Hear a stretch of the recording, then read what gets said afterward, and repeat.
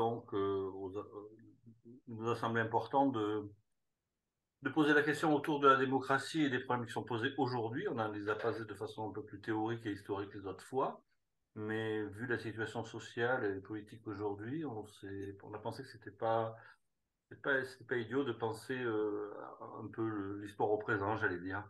Donc, je vais laisser la parole à Michel qui va vous présenter et les invités, le contenu de ce webinaire qui sera, comme je l'ai dit, donc essentiellement remonté, rediffusé ensuite sur les sites de la Fondation Copernic.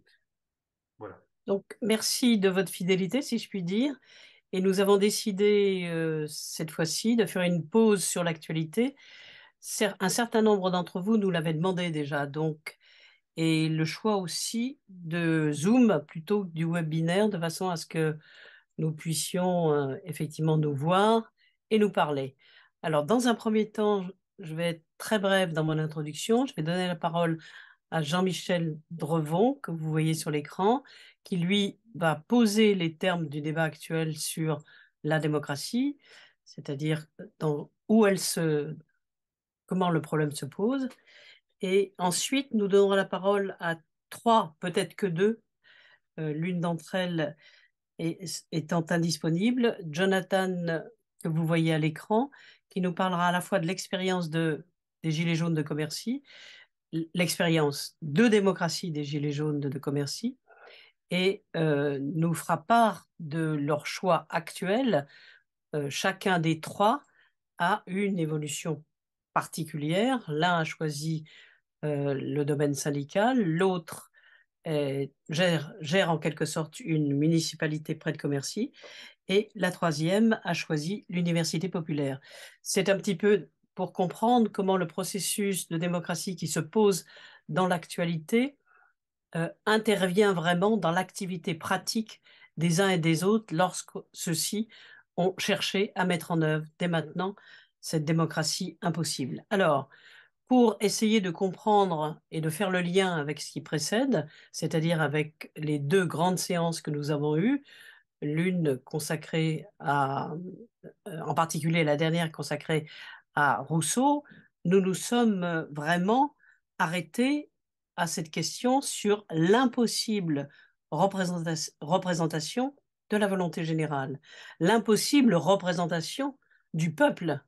Et du même coup, nous passons directement de cette période où la question a été posée à une période qui a été pendant 2 siècles dominée par la démocratie dite représentative. Aujourd'hui, cette démocratie, telle que dans les termes où elle a été posée dès la Révolution, dès les révolutions, reviennent en quelque sorte presque instinctivement, classiquement, normalement, comme si la population, dans ses luttes actuelles, se réappropriait une idée qui, jusqu'alors, aurait été confisquée. Alors, très, très brièvement, je voudrais, pour ne pas rester simplement sur Rousseau et sur cette impossibilité, comment est-on passé de cette impossibilité à une pratique extrêmement concrète? Cette pratique, elle a été mise en œuvre dès la fin du XVIIIe siècle et en Angleterre et dès le XIXe siècle en France.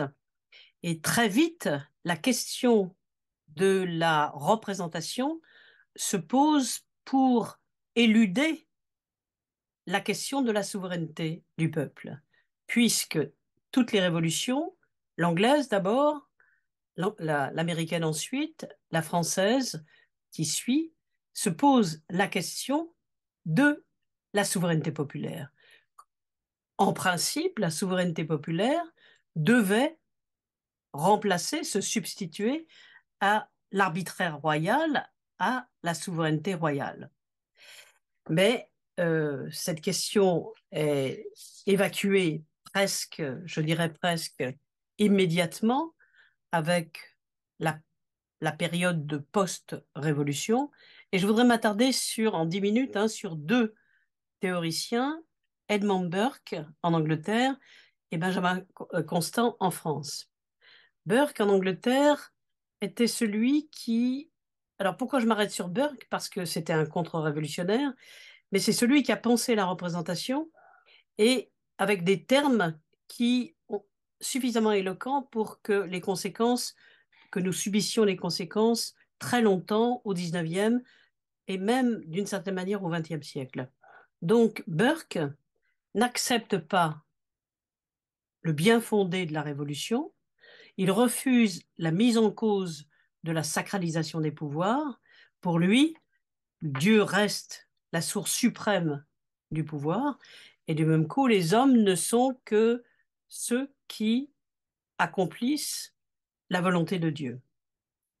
De plus, il ajoute, nous sommes donc à la fin du XVIIIe, il ajoute que la question du peuple est une question artificielle. La représentation, pour lui, est une abstraction. Alors, il faudrait pouvoir se référer à d'autres théoriciens sur la représentation. Je pense que Louis Marin est un des théoriciens les plus explicites et les plus représentatifs, si je puis dire. Mais nous n'avons pas le temps, nous reviendrons sur la question. Donc, cette représentation pour Burke, qui est une question fondamentale à la fin du XVIIIe et au début du XIXe en Angleterre, cette représentation, elle est impossible en tant que représentation populaire, mais c'est une abstraction. Et il opte, lui, pour la question de la nation. Donc, la représentation désigne le peuple, mais aussi peut désigner la nation. C'est le choix de Burke, qui considère qu'il y a une continuité beaucoup plus aisée et la nation est vue comme une référence morale particulièrement importante et on peut représenter de manière beaucoup plus simple les intérêts de la nation, sachant que le peuple n'est incapable de saisir lui-même ses intérêts. Nous sommes dans une période extrêmement mouvante où le chaos est souvent très présent, les excès du peuple sont dénoncés, enfin je parle à la place des représentants qui choisissent la représentation de la nation plutôt que la représentation populaire. Et donc cette situation accentue considérablement les possibilités d'une représentation évidente puisque le peuple lui-même est dans l'incapacité de s'organiser de manière systématique de façon à ce qu'il soit lui-même représenté. En ce qui concerne, je fais vite, mais c'est simplement pour vous donner cette référence qui me semble importante. Il y a un article auquel vous pouvez vous référer. C'est un article qui est en libre accès. Donc, Michel Ganzin, qui est un juriste de Marseille, qui a très bien résumé les positions de Burke sur la question de la représentation.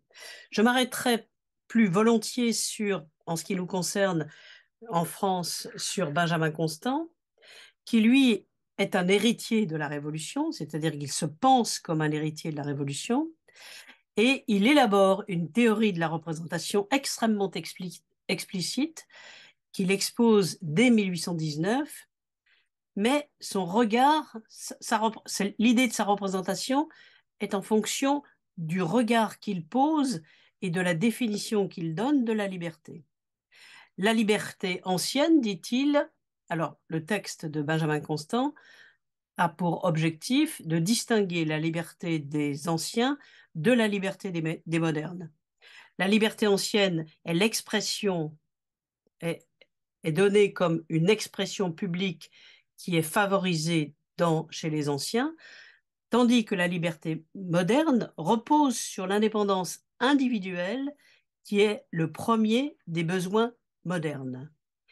Or, dès le début du XIXe siècle, la liberté, l'idée de liberté, qui est définie par ceux qui s'insurgent et qui demandent la prolongation de la révolution pour acquérir la liberté, ceux-ci définissent la liberté comme le pouvoir d'agir dans tous les domaines, social et politique, tandis que les libéraux, auxquels appartient Benjamin Constant, tentent d'expliquer que la liberté, c'est d'abord l'indépendance individuelle. Et très vite, cette idée de la liberté est confisquée par les théoricien du libéralisme, qui considère que le peuple est immature et qui est incapable de connaître ses propres besoins. Je voudrais simplement, pour vous donner une idée très précise, vous citer, parce qu'on n'a pas le temps de développer la totalité du point de vue de Benjamin Constant, de le citer dans le texte, je le présente. Donc, je ne sais pas si vous le voyez à l'écran, moi je ne le vois pas à l'écran. Donc, vous le voyez. Et dans ce texte de la liberté des modernes et de la liberté des anciens, voilà ce que Benjamin écrit. Benjamin Constant écrit. La liberté des anciens, pour eux, plus l'homme consacrait de temps et de force à l'exercice de ses droits, plus il se croyait libre. Dans l'espèce de liberté dont nous sommes susceptibles, plus l'exercice de nos droits politiques nous laissera du temps pour nos intérêts privés, plus la liberté nous sera présente. Liberté politique chez les anciens, liberté privée chez les modernes. Et il conclut de cette analyse: de là vient, messieurs, la nécessité, puisque c'est un discours qu'il prononce en 1819, de là vient, messieurs, la nécessité du système représentatif. Le système représentatif n'est autre chose qu'une organisation à l'aide de laquelle une nation se décharge sur quelques individus de ce qu'elle ne peut ou ne veut pas faire elle-même. Les individus pauvres font eux-mêmes leurs affaires, les hommes riches prennent des intendants. C'est l'histoire des nations anciennes et des nations modernes. Le système représentatif est une procuration donnée à un certain nombre d'hommes par la masse du peuple qui veut que ses intérêts soient défendus et qui néanmoins n'a pas le temps de les défendre toujours lui-même. De cette idée de représentation est née précisément une différence notable que les libéraux mettent en place très vite entre les droits civils et les droits politiques. Les droits politiques sont calqués sur ces hommes libres dont parle Benjamin Constant, alors que les droits civils concernent la totalité du peuple. Et l'évolution des droits politiques, la lenteur des droits politiques accordés aux femmes, par exemple, est suffisamment éloquente pour comprendre que ce processus est lent en fonction d'institutions qui permettent au peuple, si je puis me permettre ce type d'expression, de librement se soumettre, que ce soit du côté de l'école ou du côté du droit au sens le plus élémentaire. Il y a cette distinction de façon à ce que la gestion des droits politiques soit réservée à une élite, et au fur et à mesure de l'expansion des droits politiques, il y a un choix parmi les meilleurs, si je puis dire, parmi les gens capables. La démocratie représentative, le système représentatif est fondé sur une séparation entre des gens capables de gérer la chose publique, la res publica dont nous parlait pendant la première séance Claudia Moatti, et d'autres qui ne sont pas suffisamment lettrés ou suffisamment conscients ou trop dépendants pour connaître exactement quels sont leurs intérêts. C'est la raison pour laquelle la représentation de la nation l'a emporté sur la représentation populaire. Je ne développe pas la totalité de l'évolution du XXe siècle. Je voudrais simplement terminer ce bref exposé un peu schématique, mais c'est pour qu'on puisse comprendre un peu d'où nous venons.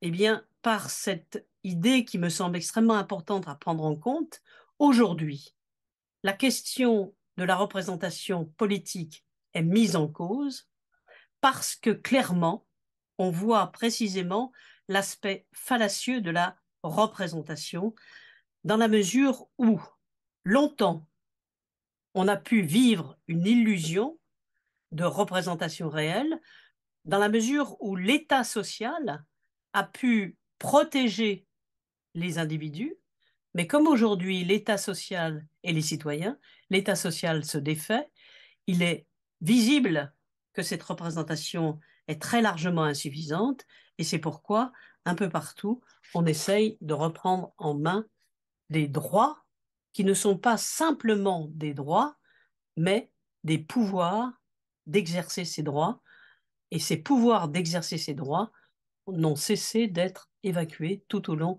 des 2 siècles qui nous ont précédés, 2 siècles qui ont vu justement la démocratie représentative faire croire qu'elle était identifiée à la démocratie.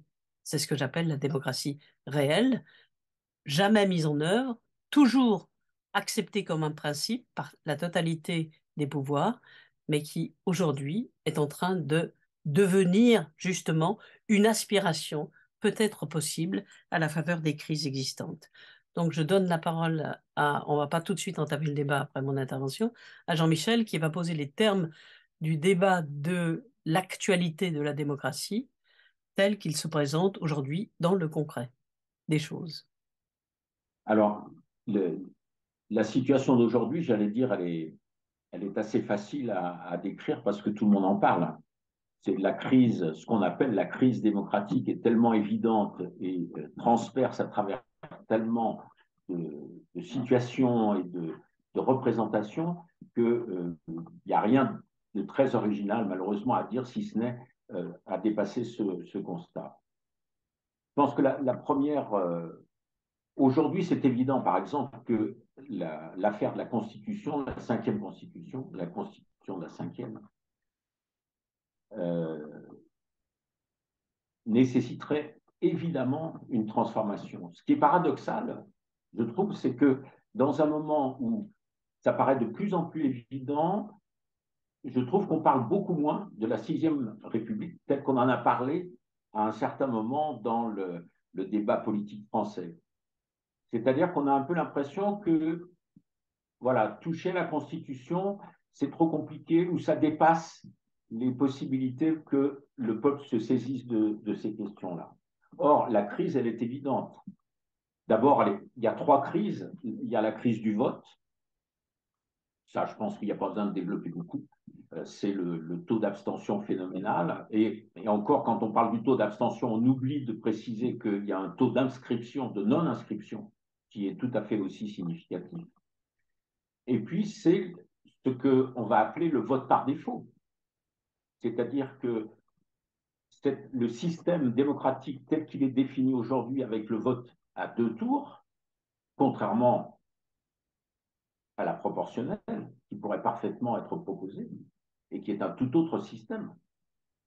Le vote à 2 tours fait que la plupart des gens ne sont pas, prenons le cas de Macron, puisque c'est lui dont on parle actuellement, ne sont pas élus par ce qu'il propose, mais simplement pour dire nous ne voulons pas de Marine Le Pen. C'est-à-dire que ce n'est pas un vote pour, c'est un vote contre.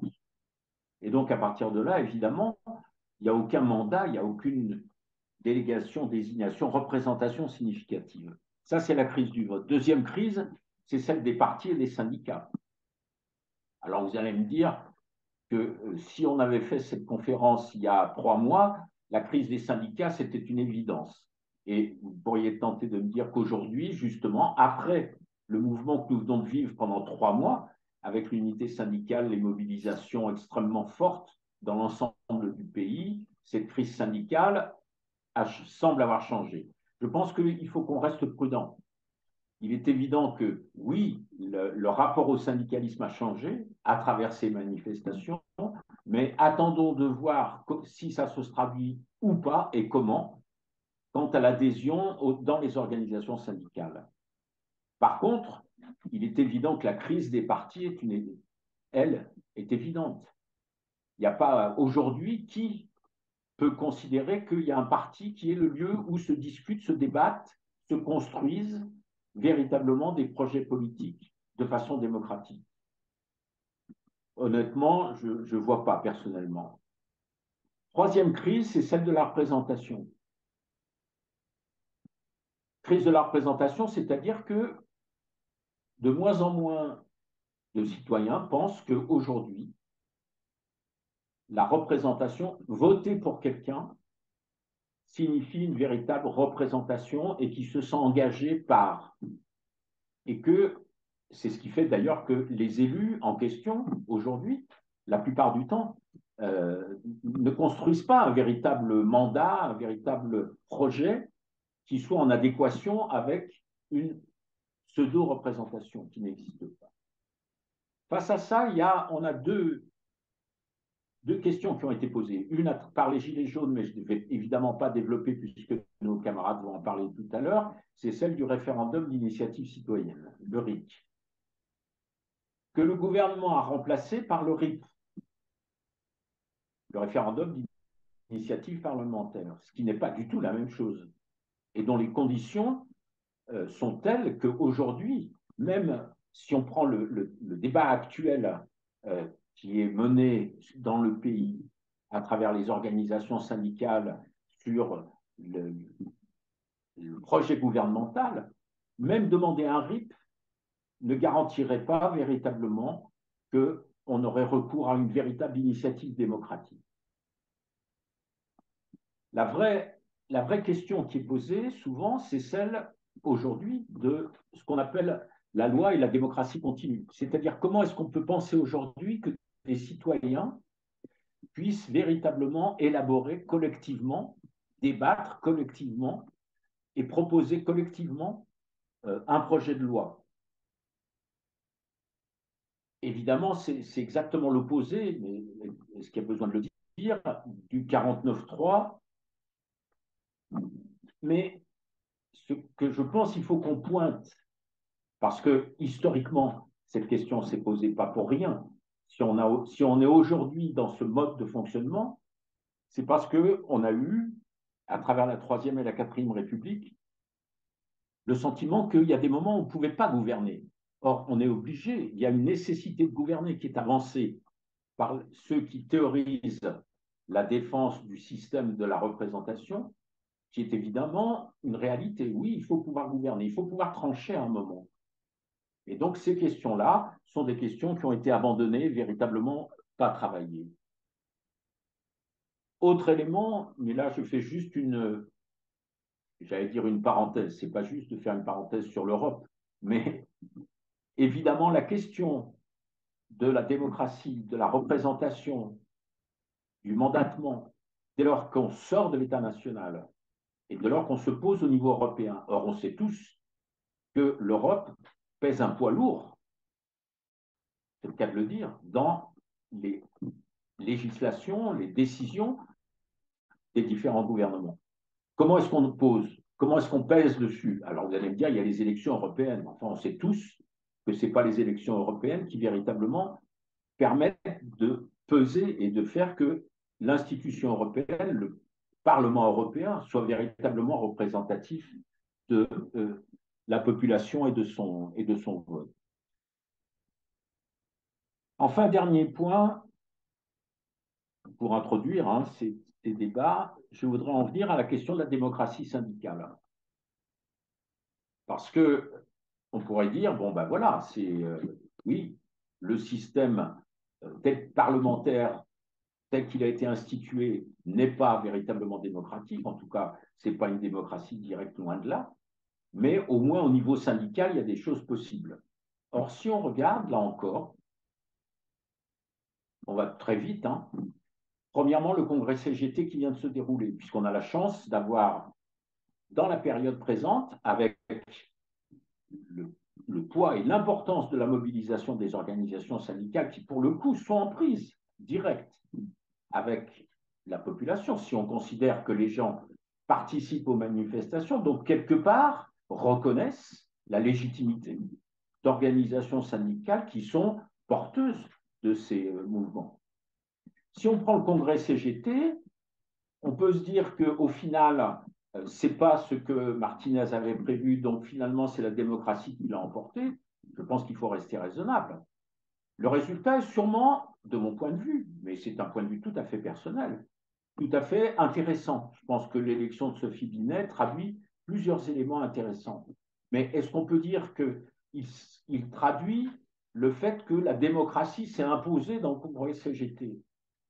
Tous ceux qui ont suivi de près ce congrès ont pu voir la violence des débats, ont pu voir la violence des affrontements, et le fait que là encore, on est loin de la démocratie depuis la base, car je vous rappelle quand même que normalement un congrès, c'est des gens qui représentent les organisations syndicales de base. Je pense que là, on en a été très loin.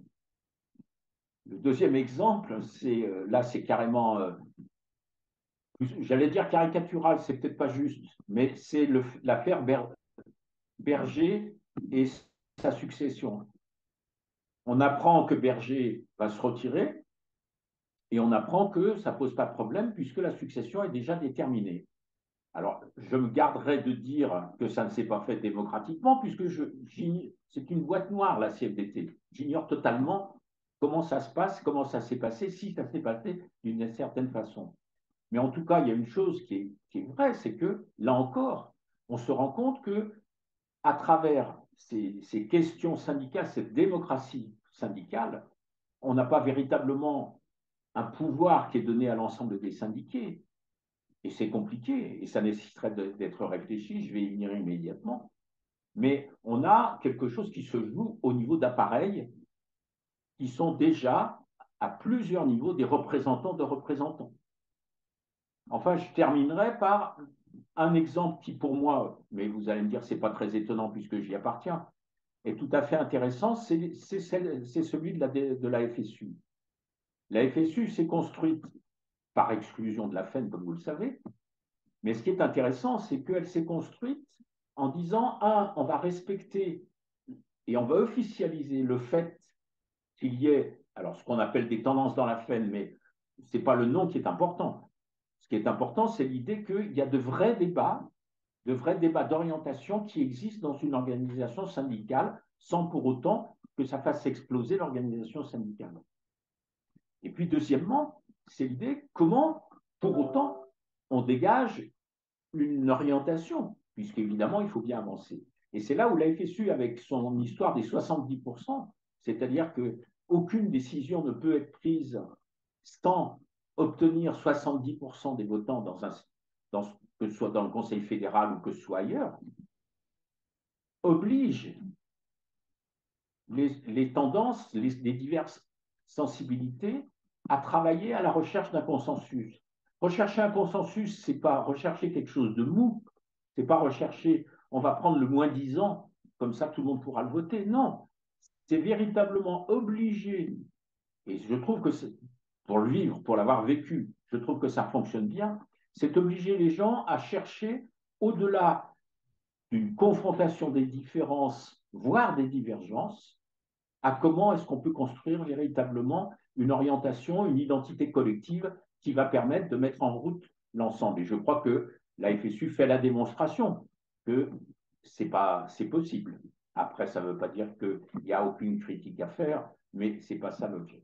Donc voilà, à mon avis, un peu différents éléments qui me semblent pouvoir se poser aujourd'hui sur cette concrétisation de la démocratie telle que Michel l'a définie. Et donc, je vous propose qu'on en discute largement après avoir entendu, si j'ai bien, s'ils sont là, je ne les ai pas vus encore, mais nos amis de Gilets jaunes de Commercy. C'est Jonathan est donc une des chevilles ouvrières des Gilets jaunes de Commercy. Et bah, il va vous expliquer à la fois sur Commercy proprement dit et ce qu'il fait maintenant. Il y a Claude aussi qui est présent, qui est aussi une des chevilles ouvrières des Gilets jaunes de Oui, Commercy, mais du coup, comme j'allais on lui était les donner deux. la parole après à Claude. Claude, bah, t'hésites pas si tu as des choses à compléter dans la présentation, parce que Voilà. là, je vais présenter les Gilets jaunes, enfin l'aventure des Gilets jaunes de Commercy, mais du coup, Claude, il pourra aussi apporter des éléments, je pense. Donc voilà, moi c'est Jonathan, je suis commercien, j'ai la quarantaine, père de trois enfants, je suis fonctionnaire territorial. Alors les Gilets jaunes de Commercy, donc ça a commencé une semaine avant le 17 novembre dans une réunion dans un café, initié par un petit groupe d'organisateurs qui étaient actifs sur le sud-meusien pour préparer le mouvement des Gilets jaunes au niveau local. Il y a eu une réunion publique avec une centaine de personnes où ils ont présenté un peu les modalités d'action du jour. Ils les ont soumises au vote des participants qui étaient des habitants de Commercy. La majorité ne me semblait pas du tout engagée politiquement. On nous a aussi présenté à ce moment-là les revendications qui allaient être défendues. Donc il y avait le pouvoir d'achat, il y avait enfin, les revendications connues des Gilets jaunes, et il y avait aussi une revendication qui était la mise en place du municipalisme, que personnellement je découvrais. et je pense la majorité des présents aussi, donc qui avait été proposé par le camarade Steven, qui est aussi un pilier du groupe, et donc qui était dans l'équipe d'organisateurs, qui lui-même n'était pas un militant ou membre d'une organisation ou autre, qui avait eu connaissance du municipalisme théorisé par Murray Bookchin au cours d'une réunion d'information organisée par une association d'éducation populaire qui s'appelle La Convive, et qui avait rapporté ça à cette réunion-là et dans les revendications des Gilets jaunes locales. Et donc, cette revendication-là de démocratie directe, par la base, elle avait été aussi votée par les participants à cette réunion. Alors, donc ensuite, s'en est suivi, comme dans toute la France, une mobilisation très forte le 17 novembre. Commercy, c'est environ 6 000 habitants, un bassin de vie de 12 000 habitants, on va dire. Il y avait entre allez, 800 1000 personnes qui étaient mobilisées ce jour-là. Pas d'un coup, au début, il y avait peut-être 200 300 personnes qui se sont réunies à 7 heures du matin, qui sont allées bloquer les entrées de la ville, toutes les entrées. Et au fil de la journée, les gens sont venus, ils arrivaient du centre-ville, ils arrivaient des villages aux alentours. Et on s'est tous, enfin, on rejoignait les points de blocage dans une très bonne ambiance. Voilà. On se réunissait, donc ça a duré plusieurs jours. Les blocages, ça a dû durer le week-end. On renouvelait, en fait, on reconduisait le mouvement en votant en Assemblée générale le soir au niveau d'un point de rassemblement. Et puis après, une fois la fin du week-end, bah, on est resté un peu occupé une station-service, il y a des points de blocage qui sont restés. Enfin, ça s'est un peu dilué, mais on se retrouvait le soir sur un rond-point où on votait des actions, mais on n'était pas en mode encore assemblée, on était plutôt en mode prise de parole sur une estrade, on va dire, et l'auditoire votait pour ou contre les propositions, jusqu'au jour où en fait il y a eu une panne de sonos. Donc, au bout de quelques jours, il y a eu une panne de sono, ce qui fait qu'on a dû se regrouper et on a commencé à se parler donc sans porte-voix, sans micro. Et là, ça nous a permis en fait d'ouvrir le dialogue, de commencer à fonctionner en assemblée. Donc, ce fonctionnement en assemblée, je me rappelle très bien du moment où il a émergé. Il y a quelqu'un qui prenait la parole sur deux, trois palettes un petit peu plus surélevées quand même, et puis quelqu'un a voulu réagir un petit peu timidement une femme, et puis on lui a dit, allez, vas-y, parle. Et puis là, elle a commencé à parler, puis on a commencé à débattre. Et c'est là que la démocratie réelle a commencé à naître sur notre rond-point. Une des décisions qu'on a prises, alors une des premières décisions importantes pour la suite, c'était de construire une cabane pour pouvoir ranger du matériel, s'abriter, être visible. Il y avait plein voilà, il y avait plein d'utilisation qui était souhaitée, et la cabane apportait des réponses.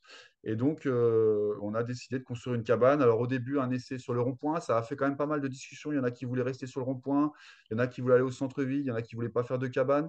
Et finalement, après débat, donc, on a décidé de faire un essai sur le rond-point des Vaches Bleues. C'était notre rond-point à Commercy, hein. Et donc, on a fait cet essai-là. On a voté, on a tout de suite mis en place. Il y a un groupe qui s'est porté volontaire pour construire la cabane avec les palettes qui avaient été disséminées un peu partout sur les points de blocage. Et la police et les gendarmes sont intervenus pour savoir ce qu'on faisait. Donc on a dit on met en œuvre la décision de l'Assemblée. Comme on était sur un rond-point avec des statues, enfin, des œuvres d'art, on va dire, ils avaient peur que quelqu'un mette le feu à la cabane et que ça abîme les statues. Donc ils ont appelé le maire qui a voulu au début, il voulait qu'on arrête, quoi. Il voulait qu'on nous empêche de construire la cabane. Nous, on a dit que voilà, on la ferait quoi qu'il en soit. Et finalement, il nous a proposé de construire la cabane au centre-ville. Enfin, non, on lui a demandé, enfin, on a dit qu'on voulait faire la cabane, on a dit qu'on faisait un test, qu'on la faisait là pour l'instant, et que notre projet, c'était quand même de la faire au centre-ville. Donc, il a dit, bon, bah, faites-la au centre-ville, je vous autorise, il n'y aura pas de souci, mais par contre, la faites pas là. C'était un peu ça. Et donc, le lendemain, on est retourné en assemblée en leur expliquant ce qui s'était passé. Et donc, on a validé le fait de construire la cabane au centre-ville, sur la place centrale, la place Charles de Gaulle. Et donc, on a eu, en deux nuits, on a construit la cabane qui est restée plusieurs mois. Donc cette cabane, c'était notre lieu de rencontre avec la population parce qu'elle était ouverte toute la journée. Elle était tenue par des gilets jaunes toute la journée, des retraités, des personnes qui étaient en 3-8 ou des personnes qui n'avaient pas d'emploi. Donc il y avait toute la journée, il y a des gens de passage qui venaient s'arrêter, boire un café, manger une madeleine, qui apportaient des madeleines. On faisait une assemblée tous les soirs Donc, après le travail, c'était vers 18 h, il me semble. Donc, une assemblée ouverte à toutes et tous, où là, en fait, on prenait toutes les décisions sur le fonctionnement du groupe, sur les actions qu'on allait mener, sur les participations à des actions organisées par d'autres. On débattait un petit peu du mouvement. Donc ça, c'était tous les soirs pendant 2, 3 mois. C'est à cette cabane donc qu'on a lu les deux appels qui a fait qu'on est arrivé à l'Assemblée des Assemblées. Donc il y a eu un premier appel qui avait été proposé par Claude, suite à la proposition du gouvernement de nommer 8 représentants régionaux des Gilets jaunes pour pouvoir venir discuter avec le gouvernement. Donc ça, on en a débattu et on était tous contre parce que nous, on considérait qu'en fait, il n'y avait pas besoin d'avoir des personnes qu'on ne connaissait pas, avec qui on n'avait aucun moyen de discuter, aucune prise sur ce qu'ils allaient dire. Ça, on en était tous contre, quoi. Enfin, et pour nous, la meilleure façon de faire valoir nos revendications, c'était comme on avait fait à Commercy, c'était aller à la rencontre de l'État, donc par l'intermédiaire des préfets ou des sous-préfets, leur remettre leurs revendications. Et à ce moment-là, ils savaient, voilà, nous on l'avait fait, donc tout le monde pouvait le faire, et le gouvernement savait très bien quelles étaient nos revendications, et il n'avait plus qu'à y répondre. Donc nous, on ne voulait pas qu'il y ait de négociations, on ne voulait pas qu'il y ait d'autres personnes qui aillent en notre nom discuter avec le gouvernement. Donc on a fait ce premier appel à la cabane. Il y a eu beaucoup de réactions positives. Il y a eu énormément de vues sur les réseaux sociaux. On a plus de 150 000 vues sur les réseaux sociaux, beaucoup de messages d'autres groupes qui me disaient qu'ils étaient d'accord avec ce qu'on disait, qui fonctionnaient aussi en assemblée, etc. Donc, on s'est dit que ça serait intéressant de pouvoir se rencontrer avec les groupes qui fonctionnent comme nous et en même temps de ceux qui ne fonctionnent pas comme nous, mais qui aimeraient le faire, qui puissent venir et voilà, et voir comment ça se passe et qu'on puisse débattre de la suite du mouvement et mettre en commun nos revendications. Donc, on a fait un deuxième appel à se retrouver à Commercy pour une assemblée des assemblées. Ça a dû être fait un mois plus tard, il me semble. Et là, de cet appel, on a eu, je crois, 75 groupes, 75 délégations de groupes qui sont venus, environ 350 participants, vraiment de toute la France, même un de Belgique d'ailleurs, de Molenbeek, qui sont venus à Commercy. Euh, pour discuter, débattre, se retrouver le temps d'un gros week-end chez nous. Donc c'était un moment très très riche. Nous, on a fait ce travail de collecte des revendications parce qu'on a invité les groupes à envoyer leurs revendications et les mettre en commun. Nous, on a fait un gros travail de collecte des revendications auprès de la population. Donc, on est allé en porte-à-porte, on a discuté avec les habitants. Donc, on s'est rendu compte d'un fort soutien, de revendications qui étaient diverses et variées dans beaucoup de domaines. Et donc, on a fait ce travail-là. On a eu peut-être une quinzaine de groupes qui nous ont envoyé aussi des revendications. Et finalement, à l'issue de l'Assemblée des Assemblées, on s'est rendu compte qu'il y avait une forte hétéroclité dans les groupes et qu'en fait, nos revendications à toutes et tous, elles remettaient en cause un peu le fonctionnement de la société à tous les niveaux, démocratique, partage de la richesse, sociale, solidarité, y compris et écologie, quoi. Donc, plutôt que de faire une liste à l'après-vert de revendications, on a mis ça en évidence dans un appel, l'appel de l'Assemblée des Assemblées. Après, il y a eu d'autres assemblées d'assemblées. Il y en a eu 6 au total, il me semble. Donc, il y a eu Saint-Nazaire, où c'était une très grosse édition à la Maison du Peuple de Saint-Nazaire, où il y a eu là, je ne sais plus, 700 ou 800 participants. On a eu Mont-Solémine, Montpellier, Toulouse et Paris. Et avec, voilà, ça, petit à petit, ça s'est éteint avec, on va dire, le mouvement des gens avec un gilet jaune. Euh, quoi d'autre? Donc, suite à l'Assemblée des Assemblées, on a eu une mise en demeure du maire de démonter notre cabane. Bon, on ne l'a pas fait, mais il nous a quand même. En fait, il nous a reçus et il nous a dit qu'il y avait, voilà, il y avait des habitants qui disaient que la cabane gênait, que c'était moche, que ça créait des nuisances. Bon, il a dû présenter 2, 3 mails de riverains qui étaient opposés à la cabane. Et en fait, disons, on a fait une pétition voilà, on a fait une pétition d'abord pour demander le soutien de la population à la cabane. Il nous a répondu, bon, c'est bien votre pétition, il y avait plusieurs centaines ou peut-être 2000 personnes qui avaient signé, je ne sais plus combien. Et en fait, la réponse qu'il nous a fait, ce n'est pas les commerçants qui décident. Donc, cette réponse-là, elle nous a quand même interloqués et on en a pour contrer ça, en fait, donc déjà, on l'a fait savoir à la population qu'il avait répondu ça. Et nous, on a voulu répondre que si, c'est aux commerçants de décider. Donc, on s'est dit, on va organiser un RIC local. Donc, effectivement, une des revendications du mouvement des Gilets jaunes qui est apparue au mois de décembre à peu près dans les grandes villes, parce que moi, je me souviens que le RIC, il y a des camarades qui étaient revenus de Paris avec des autocollants, des petits fly. Le RIC, c'est apparu comme ça dans les manifs. Euh, En fait, on s'est dit, bah, nous, on va le décliner au niveau local, on va organiser notre propre référendum. Donc, on a dû réfléchir à comment on allait, quelles règles on allait mettre en place pour que ce référendum il puisse avoir une certaine légitimité. Donc, on a imaginé un peu en deux temps. D'abord, il nous fallait une pétition de soutien à l'organisation du référendum. Je crois qu'on avait dû mettre. Alors, Sixtine, toi, tu es en plein dedans, donc si tu peux me corriger sur les chiffres. On avait dit 10% de soutien de la population, non, du corps électoral à l'organisation du référendum. Donc, si 10% du corps électoral soutenait l'organisation du référendum, nous, on considérait que notre référendum, il était légitime. Et ensuite, une fois qu'il était légitime, on faisait voter les habitants. Et là, bah, c'était à la participation. Donc, pour favoriser la participation des habitants, on faisait du porte-à-porte pour pouvoir les faire voter avec des urnes qu'on avait fabriquées, des urnes scellées avec des grosses boîtes de tabac. Et on avait proposé donc un point de vote à la cabane permanent. Et ensuite, le jour du vote, alors je ne sais plus la date exacte, donc il y avait plusieurs points de vote dans toute la ville qui avaient été annoncés sur des panneaux, etc., qu'on avait installés. Donc on n'avait pas les moyens de l'État, on n'avait pas les moyens du gouvernement et encore moins ceux de l'État, mais on a réussi à faire voter presque 600 personnes qui ont voté à la fois pour ou contre le maintien de la cabane et pour ou contre plus de démocratie locale.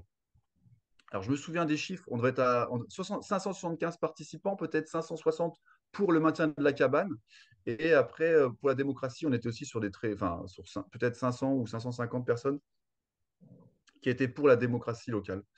Donc, voilà, et on pouvait voter contre, hein. Enfin, il y avait pour, contre, ne se prononce pas. Donc, en fait, il y a des gens qui ont voté contre le maintien de la cabane. Donc, on a eu un plébiscite des participants, mais quelques jours après, le maire a fait démonter quand même la cabane par ses services qu'il a réquisitionnés. Il y a plusieurs agents qui avaient fait valoir leur droit de retrait pour ne pas la démonter, mais il a réquisitionné les chefs de service et il est venu avec les gendarmes à 6 heures du matin la démonter. Donc, suite au démontage de la cabane, on n'en a pas reconstruite, on a mis du temps Ça nous a mis un coup au moral, plus l'Assemblée des Assemblées, ça nous avait beaucoup fatigué, plus le mouvement qui durait. Donc, on n'a pas reconstruit de cabane, on n'a pas réussi à trouver de local. On s'est réunis dans un local que nous prêtait la paroisse ou sur la place. Disons que petit à petit, bon, on a duré quelques mois quand même à faire des assemblées sur la place, mais beaucoup moins. On était peut-être une trentaine, alors dans les grands moments, on tournait peut-être à 50, 60, on va dire, pendant plusieurs semaines. Et est venue une proposition d'organiser de mettre en place une assemblée citoyenne locale à Commercy. Ça, peut-être, Claude, tu peux prendre le relais sur cette partie-là? Donc, bonjour à tous, hein. On a dévié après comme bah, la lutte s'essoufflait, donc on a pensé dévier sur le côté assembléiste, puisqu'on était la frange assembléiste des Gilets jaunes. Donc, on s'est dit, on peut mettre en place une assemblée citoyenne dans Commercy bien plus large que les seuls Gilets jaunes. Et on a appelé les habitants à venir se réunir pour jeter les bases d'une espèce de contre-pouvoir municipal, en fait, où tout le monde pourrait venir donner des projets, des idées, dire ce qui n'allait pas et qu'est-ce qu'on pourrait faire ensemble, qu'est-ce qu'on pourrait monter pour la suite. Et donc, cette assemblée a eu lieu, il y a eu plus de 100 personnes qui ont participé, 150 à la première, on en a fait une deuxième, on était 60 ou 70, ça je ne sais plus, peu importe, enfin de cet ordre-là, quoi. Et ça a été assez riche, les gens, la parole se lâchait, il y avait vraiment une grosse envie de construire autrement. Cette envie, on la retrouve aujourd'hui dans le mouvement, je trouve, avec le déni de démocratie auquel on vient d'avoir à faire face. Et puis, au sein de cette assemblée, est née l'idée de faire une liste municipaliste aux élections municipales, puisque les élections municipales approchaient. Et donc, il y a une majorité qui a voté pour, et donc un certain nombre de gens se sont mis ensemble pour monter cette liste. Une liste qui s'est appelée très rapidement Vivons et décidons ensemble à Commercy, et dont le programme était le suivant. Voilà, la parole sera aux habitants, il y aura une assemblée citoyenne, c'est l'assemblée qui décidera, qui prendra les grandes décisions pour la commune, et les élus que nous sommes, si nous sommes élus, eh bien, en gros, on exécutera que ça nous plaise ou non. Voilà, c'était ça. Et donc, on s'est présenté devant les habitants en faisant du porte-à-porte, en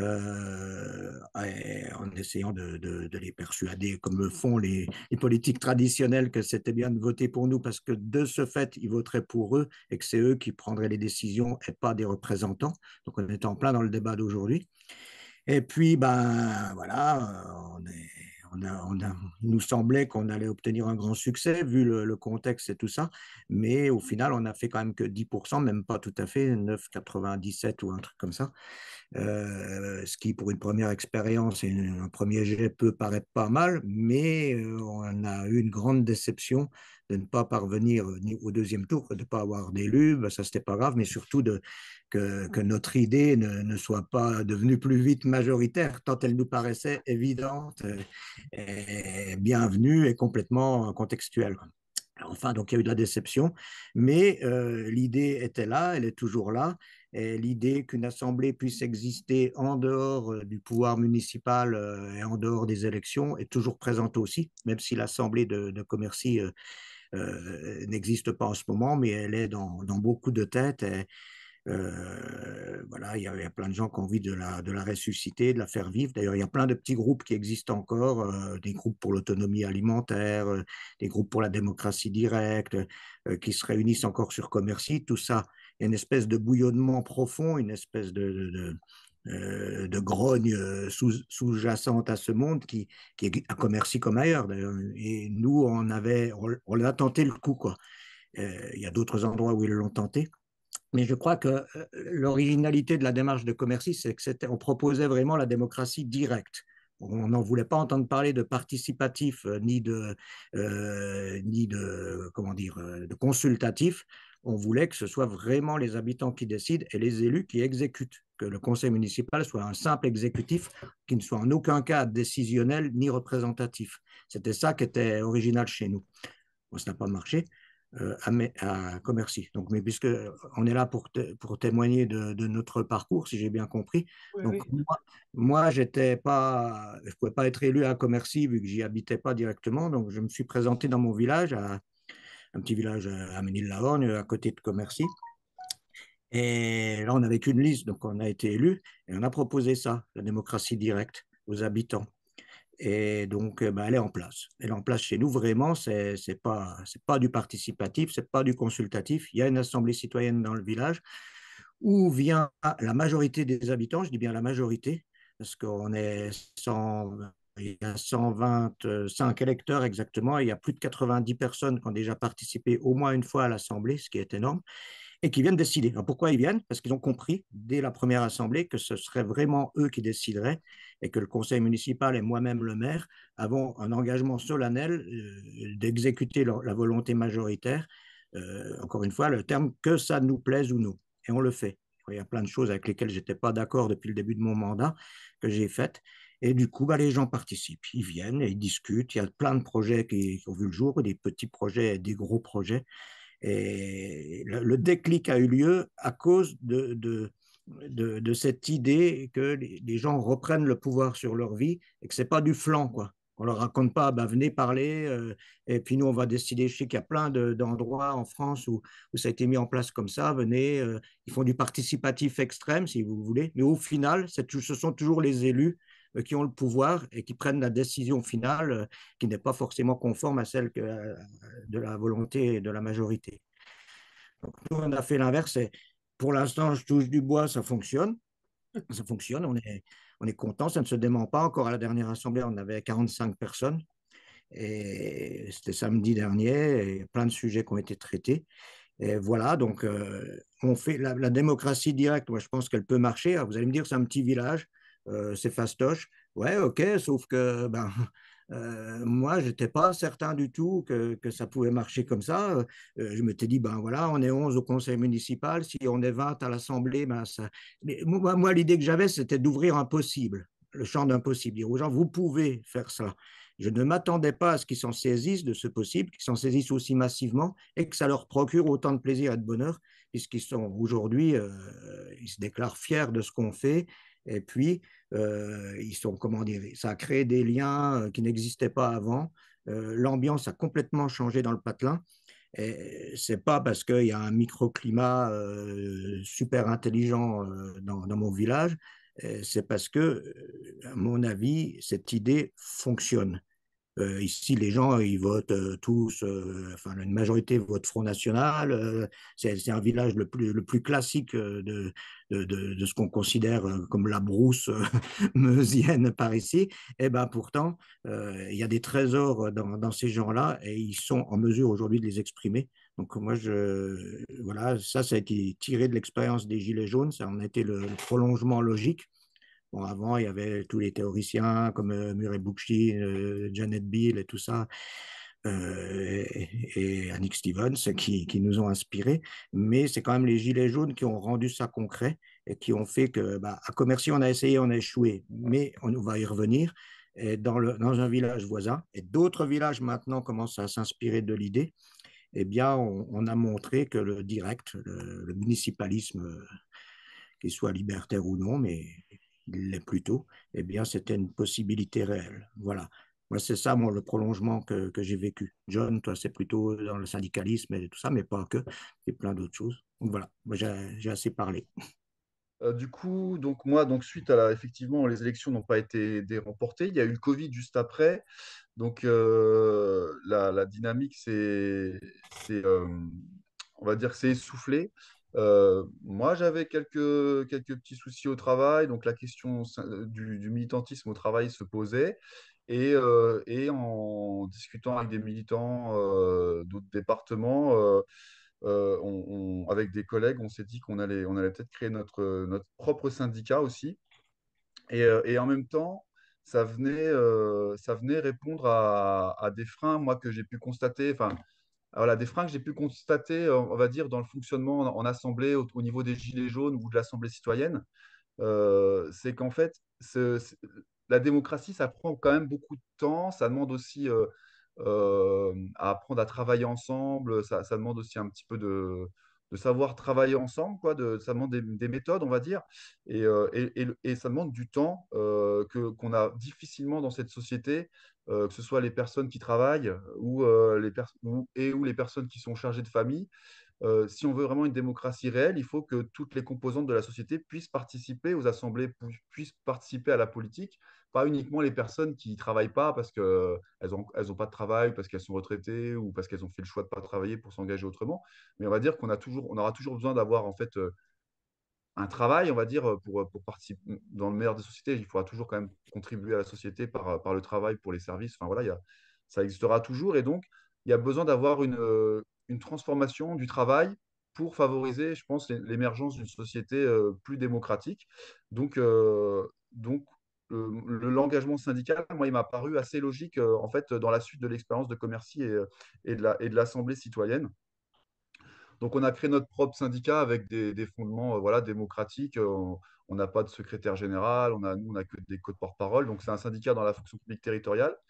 On s'est rapproché de Solidaire, donc Solidaire, l'Union syndicale solidaire, qui est implantée en Meuse, où il y avait une petite structure. Quand je leur ai parlé donc de ce qu'on avait fait à Commercy, ils connaissaient un petit peu, mais ils ont trouvé ça en fait formidable. Et donc voilà, on s'est unis avec les syndicats de Solidaire. Donc nous, on est un petit syndicat qui fait partie d'une fédération nationale qui en plus a un fonctionnement qui s'apparente un peu à celui qu'on avait avec l'Assemblée des assemblées. Donc, dans notre fédération, en fait, tous les 3 mois, il y a des représentants de chaque syndicat local qui se réunissent et en fait, qui débattent et qui prennent les décisions, les orientations politiques et les actions à mener et qui sont ensuite mises en œuvre par un bureau qui est mandaté par le Conseil fédéral. Donc, c'est vraiment les syndicats de base, les militants locaux qui décident des orientations politiques.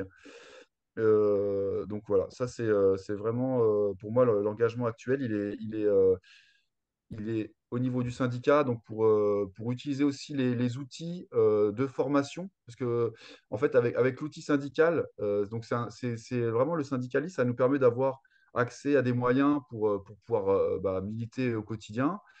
Ça nous permet d'avoir accès à de la formation, puisque tous les salariés ont droit à des formations, 12 jours par an de formation syndicale, économique, sociale. Et en fait, on peut mettre ce qu'on veut dedans, dans ces formations-là, hein, tant qu'il y a un petit lien avec le travail. Par exemple, nous, on avait organisé avec Solidaire une rencontre avec les apatistes et d'autres collectifs locaux, dont des représentants de Ménil-la-Horgne et d'autres villages. Donc, en fait, ça, notre syndicalisme, il nous permet d'être en connexion avec d'autres collectifs qui ont cette aspiration à la démocratie et de permettre à des travailleurs, des travailleuses qui ne sont pas du tout dans des milieux militants d'avoir accès à ces milieux-là et à se former, quoi, à s'imprégner en fait de cette, on va dire, de cette utopie, quoi. Ça nous permet aussi voilà, de créer des liens. Vraiment, l'outil, il est au service pour moi d'une société, d'une nouvelle société plus démocratique. Voilà, après, bon, voilà. Euh, Là, dans le cadre de la mobilisation actuelle avec Solidaire, on a participé avec l'intersyndicale comme partout ailleurs, mais en même temps, malgré un petit peu les réticences de l'intersyndicale quand même, on a aidé à mettre en place une assemblée générale populaire à la fin de chaque manif qui se tient maintenant depuis, peut-être il y a eu 5 ou 6 éditions depuis, où il y a une trentaine de personnes qui participent, qui sont politisées, pas politisées, mais qui viennent, et puis on a décidé ensemble de faire des actions d'occupation de ronds-points, de blocage. Donc, il y a donc le syndicalisme, là, il nous a permis de favoriser l'émergence d'une assemblée populaire pour contribuer au mouvement, que ce ne soit pas uniquement les syndicats. Et de cette assemblée populaire est issue une nouvelle assemblée citoyenne qui a lieu maintenant à Bar-le-Duc, la préfecture de la Meuse, qui se réunit régulièrement depuis qu'elle a été mise en place. Donc, la mobilisation a suscité une nouvelle fois une expérience démocratique qui est intéressante. Voilà, après, qu'est-ce que je peux dire d'autre? Non, c'est tout. Bon, voilà. Bon, bah écoutez, on a tous été peut-être trop brefs et j'imagine qu'il y a énormément de questions ou plusieurs questions, mais je voudrais mettre l'accent sur deux éléments qui m'apparaissent en fonction des interventions et de Jean-Michel et de John et de Claude. On a une question de démocratie qui, à l'heure actuelle, est posée par tout le monde. Les différents représentants, et notamment le pouvoir, parlent de référendum au mieux, avec toutes les formes dont a parlé Jean-Michel.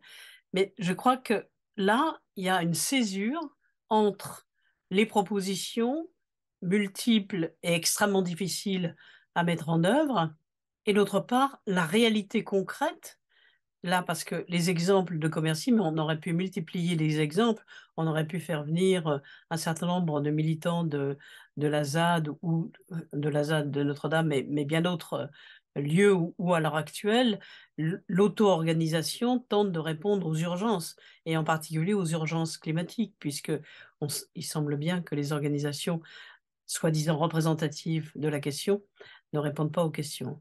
Donc là, je crois que le débat est vraiment ouvert, allez-y. Et dans cette tension entre les propositions qui sont faites officiellement, y compris par les organisations politiques, et puis une réalité qui est beaucoup plus éclatée, mais peut-être plus l'enseignement et les leçons qui nous sont données me semblent plus parlantes me concernant. Enfin, en ce qui me concerne, par rapport à tout le processus critique on a dû saisir à travers la démocratie dite représentative, qui est d'ailleurs mise en œuvre dans toutes les organisations, la représentation. Prend la parole qui veut, donc soit en levant la main, soit en vous inscrivant sur la liste de discussion à droite.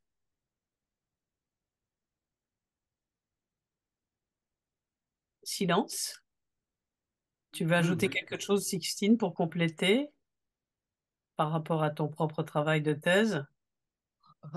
Écoute, j'aurais envie d'ajouter enfin, plein de choses, mais j'ai pas spécialement envie de. Enfin, sauf si quelqu'un. Sauf s'il y a rien à dire, je veux bien juste mentionner. Si personne ne s'inscrit. pour le moment. Non, je vais mentionner un tout petit aspect. Effectivement, donc là, moi, je suis le nez dedans, du coup, grâce à l'aide de John-Claude et encore d'autres. Non, mais il y a un petit aspect qui me marque, alors peut-être parce que j'ai une formation de juriste à la base, c'est l'inventivité institutionnelle dont ils ont fait preuve, en fait. Ils et elles ont fait preuve. Ils ont rédigé une constitution locale en imaginant mais plein de cas, et je me suis dit, mais enfin, je veux dire, cette intelligence dont ils ont fait preuve là, à ce moment-là, euh, pour moi, c'est pas même pas qu'elle est égale à celle des représentants, c'est qu'elle en est même supérieure. Ils se posent des questions que les représentants vont même pas se poser, en accord et pour tenter d'être intègre au maximum avec les idéaux de démocratie directe. Moi, je trouve qu'il y a vraiment un aspect que c'est que non seulement en fait ils sont pas seulement capables de décider, mais ils sont plus capables que de décider Ils le pour moi. font. Oui, ils le font. Ils ont une exigence démocratique d'autant plus supérieure qui est d'autant plus compliquée à, à, à adapter quand on rédige une constitution locale et qu'on se demande comment être le plus démocratique possible. Je veux dire, c'est un vrai casse-tête. Enfin, voilà, pour moi, c'est juste ça coupe l'herbe sous le pied de toutes les personnes qui peuvent encore penser avoir cet argument dont Michel t'a bien retracé la généalogie, de dire que les gens ne sont pas capables de décider. Non seulement ils sont capables de décider, mais ils sont capables de décider comment ils vont décider. Voilà. Non, juste, moi j'aimerais bien poser une question à Claude sur son expérience dans son village. Est-ce que vous pouvez nous préciser, par exemple, le nombre de gens qu'il y a dans ce village et la proportion de gens qui participent aux assemblées? C'est un petit village de 180 habitants exactement, avec 54 enfants. Donc, vous faites la différence. Et puis, il y a quelques personnes qui ne peuvent pas sortir de chez elles. Donc, on est en gros entre 110 et 120 personnes qui potentiellement pourraient participer. Et on est à 92 exactement personnes qui ont déjà participé au moins une fois à une assemblée en fonction des sujets et de leur disponibilité. C'est énorme, en fait, c'est une expérience magnifique, hein. Ah oui, Vraiment, absolument. c'est considérable. Et moi, Merci. je voulais te poser une question, Claude aussi, et à John. Pour les références théoriques que vous avez, vous les avez citées rapidement, pourquoi Merebouchkine plutôt que la Commune de Paris, par exemple, sur le municipalisme? Est-ce que vous avez une idée de cette question? Qui a introduit le monde libertaire américain chez les Gilets jaunes? Mhm. T'as Ben, peut-être une idée, non? moi, je peux répondre, mais la Commune de Paris, je connaissais, mais ça, malheureusement, ça a fini dans un bain de sang. Et donc, disons qu'instinctivement, peut-être, on n'a pas tendance à s'y référer, c'est peut-être une erreur. Mais puis, moi, Murray Bookchin, en fait, je l'ai découvert au hasard de mes conversations et de mes rencontres militantes, parce que je suis un militant quand même au niveau de Bure et de l'enfouissement des déchets nucléaires. Et j'en ai entendu parler. J'ai lu donc un livre qui s'appelait Le municipalisme libertaire, qui était préfacé par Annick Stevens. J'ai lu la préface. Et cette préface m'a enchanté, j'ai eu envie de lire la suite. Donc en fait, c'est Annick ici présente qui personnellement m'a inspiré et puis ensuite j'ai eu envie d'introduire cette idée auprès des copains. Et Steven est venu à une réunion chez moi où on parlait de municipalisme et de démocratie directe. Et c'est lui, Steven, quand il a lancé le mouvement des Gilets jaunes à Commercy, je me rappelais même plus qu'il était venu chez moi, qui a réintroduit cette notion dans le faisceau de revendications possibles. Et les Gilets jaunes de Commercy se le sont appropriés avec d'autres mots, mais c'est bien ça qu'on essaie de mettre en œuvre, quoi. Voilà. Donc c'est un petit fourmillement militant, puis peut-être un alignement de planètes locales qui a permis que ça existe peut-être un petit peu davantage par ici qu'ailleurs, mais enfin ça existe aussi beaucoup dans d'autres endroits. Voilà mon itinéraire à moi. Annick dit qu'il a une extinction de voix, qu'il ne peut pas parler, mais peut-être dans la liste de discussion, il peut dire 2 ou 3 mots par écrit. Je pense que ça intéresserait tout le monde. Euh, Pas d'autres questions? Si, moi Est-ce j'en aurais que... bien une. Pardon. Pardon. Non, Non, non, non, allez-y. il n'y a pas de souci. Non, c'est une parce qu'on parle toujours à une échelle qui est assez petite finalement. Et la question que je me pose, c'est comment on passe à une échelle d'une région, d'un pays, voire même aujourd'hui au niveau de l'Europe, quoi. Autant ce qui semble est déjà pas simple à organiser au niveau local, j'ai un peu de mal à voir comment on peut passer à l'autre niveau en évitant la représentation, justement, qui pose un vrai problème, et je reconnais tout ce que vous avez dit sur le problème de la représentation.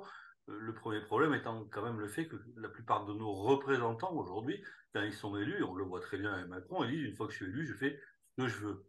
Mais comment on peut justement garder le contrôle sur les élus à une échelle qui n'est pas une échelle où on peut se réunir tous les jours ou toutes les semaines, quoi. Moi, si je peux peut-être apporter un élément de réflexion. Et Déjà, Annick, peut-être? comment?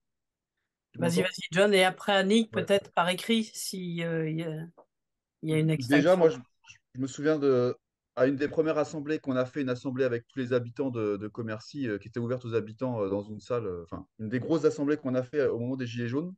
Un des constats qu'on a fait, c'est qu'en fait, il fallait sortir de ce système de représentativité parce qu'il nous avait amené droit dans le mur, en fait. Que ce soit au niveau historique, enfin, avec toutes les horreurs qui ont été commises au niveau du colonialisme, au niveau, même en France, un pays développé, au niveau du niveau de pauvreté qu'on peut avoir, de la destruction des acquis sociaux qu'on a pu avoir après la guerre, au niveau de la destruction de l'environnement. En fait, on a plein de raisons d'essayer de sortir de ce système de représentation parce qu'il nous met, il nous met en fait comment dire, il nous expose à la prédation des intérêts financiers qui, eux, sont en contact direct avec les représentants et qui, en fait, les détournent de leur objectif qui est de nous représenter et de défendre nos intérêts. Donc, en fait, on doit sortir de ce système-là. Et après, comment ça va fonctionner une fois qu'on aura réussi à le mettre en place au niveau local? Ça, c'est quelque chose, je pense, qu'il faut inventer. Michel, tu demandais, Murray Bookchin, euh, comment c'est venu, pourquoi on cite Murray Bookchin. On le cite parce que Steven, il était allé donc à une réunion organisée par la Convive, il en a parlé aux Gilets jaunes, mais finalement, on n'a pas fait du Bookchin. Ça y ressemble, du coup, on en a parlé au début, mais on a essayé on a fait ce que nous, on imaginait qui était le mieux. Comme disait Sixtine, on a beaucoup réfléchi sur comment mettre en place la démocratie locale, sans se dire comment, on ne s'est pas posé la question de comment on va faire pour faire au niveau du département. On s'est déjà dit comment on le fait au niveau local, théoriquement. Claude, il est en train, et ses habitants, ils sont en train de le faire au niveau local. Et c'est après, une fois qu'on aura résolu déjà de le mettre en place au niveau local, qu'on pourra se poser la question de comment on le fait à un autre niveau. Et les apatistes, quand ils étaient venus nous voir à Ménil, justement, ils nous avaient dit qu'en fait, eux, pour résoudre les problèmes supérieurs, en fait, leur niveau de fonctionnement démocratique, il se fait en fonction des problèmes. Voilà. Donc, s'il y a un problème qu'on ne peut pas résoudre au niveau local, on va voir avec d'autres niveaux géographiques pour pouvoir le résoudre. Donc, c'est en fonction, en fait, il faut déjà se poser la question de comment on le fait pour mettre en place le pouvoir, se reprendre le pouvoir localement, et ensuite, on pourra voir comment on le fait à un niveau supérieur. Et pour reprendre l'exemple juste au niveau du syndicat, eh ben, on arrive à avoir des actions qui sont menées, une action politique, des actions aussi concrètes au niveau juridique, enfin à plein de niveaux en termes de fédération, alors qu'en fait, on n'a pas de représentants. On a un groupe de personnes à qui on demande de mettre en œuvre les décisions qui sont prises par le Conseil fédéral, qui se réunit une fois tous les trimestres avec des représentants des syndicats de toute la France.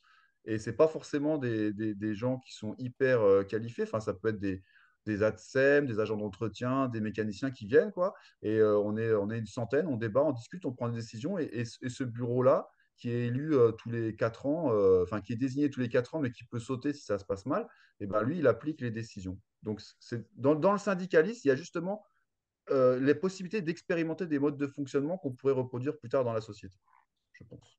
Moi, je voudrais répondre, si vous me permettez, à Claude, qui pose la question que tout le monde se pose, excepté ceux qui cherchent à mettre en œuvre une démocratie en fonction des problèmes posés dans les lieux où ils sont et par rapport aux besoins des uns et des autres. Moi, ce qu'a dit Claude m'éclaire considérablement parce qu'il dit que son village, c'est un village typique, y compris avec une représentation du Front National, et que parmi ces gens, il y a des possibilités, voire une inventivité exceptionnelle. Donc, à partir du moment où la question se pose, il faut mettre en œuvre, si possible, pour répondre aux attentes. Jusqu'à présent, nous avons fait l'inverse, enfin nous au sens le plus large du terme, hein, c'est-à-dire nos prédécesseurs. On imagine qu'une théorie est indispensable, bien montée, pour penser le lien entre démocratie réelle et représentation éventuelle. Ça, je crois que nous avons tous les éléments, et c'est la raison pour laquelle moi j'ai organisé ce séminaire, donner les éléments théoriques avec les deux interventions qui nous ont précédés, Castoriadis et Rousseau. Donc Claudia qui nous a présenté les thèses de Castoriadis et Gisèle Bergman qui nous a présenté la manière dont Rousseau se situait par rapport à la démocratie. Toute la question historique, nous avons à notre disposition la manière dont cette souveraineté populaire n'a jamais été mise en œuvre. Par ailleurs, nous avons des exemples extrêmement précis partout dans le monde, que ce soit au Mexique et à bien d'autres endroits. Donc, il faut pouvoir faire cette synthèse de l'impossible pour rendre possible ce qui jusqu'alors ne l'a pas été. Or, si on ne commence pas, cette expérience qui, bien sûr, peut à terme donner une forme de représentation, comme John le dit, qu'on inventera tous ensemble, à condition constamment de penser avec les expériences, en fonction des expériences, et pas l'inverse. Si on commence par la théorie, je crois que nous sommes les héritiers de cela. Et cette théorie a été tellement menée jusqu'à son terme qu'elle s'est substituée aux réalités.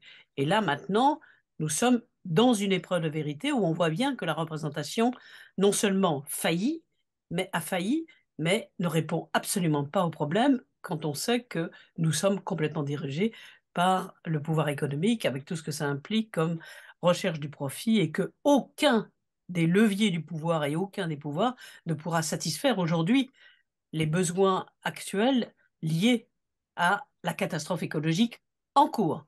Ça va être plutôt l'inverse, pour faire ce qui se passe avec toute l'énergie et autres. Donc, il faudrait qu'on multiplie ce type de débat, ce type de rencontres, avec toutes sortes d'expériences, pour qu'ensuite, Claude, on puisse se poser cette question de représentation, puisque le débouché politique est visiblement une impasse. Nos représentants, quels qu'ils soient, sont bien dans l'incapacité de penser cette démocratie réelle dans sa mise en œuvre, et je crois qu'il est nécessaire de procéder à l'inverse.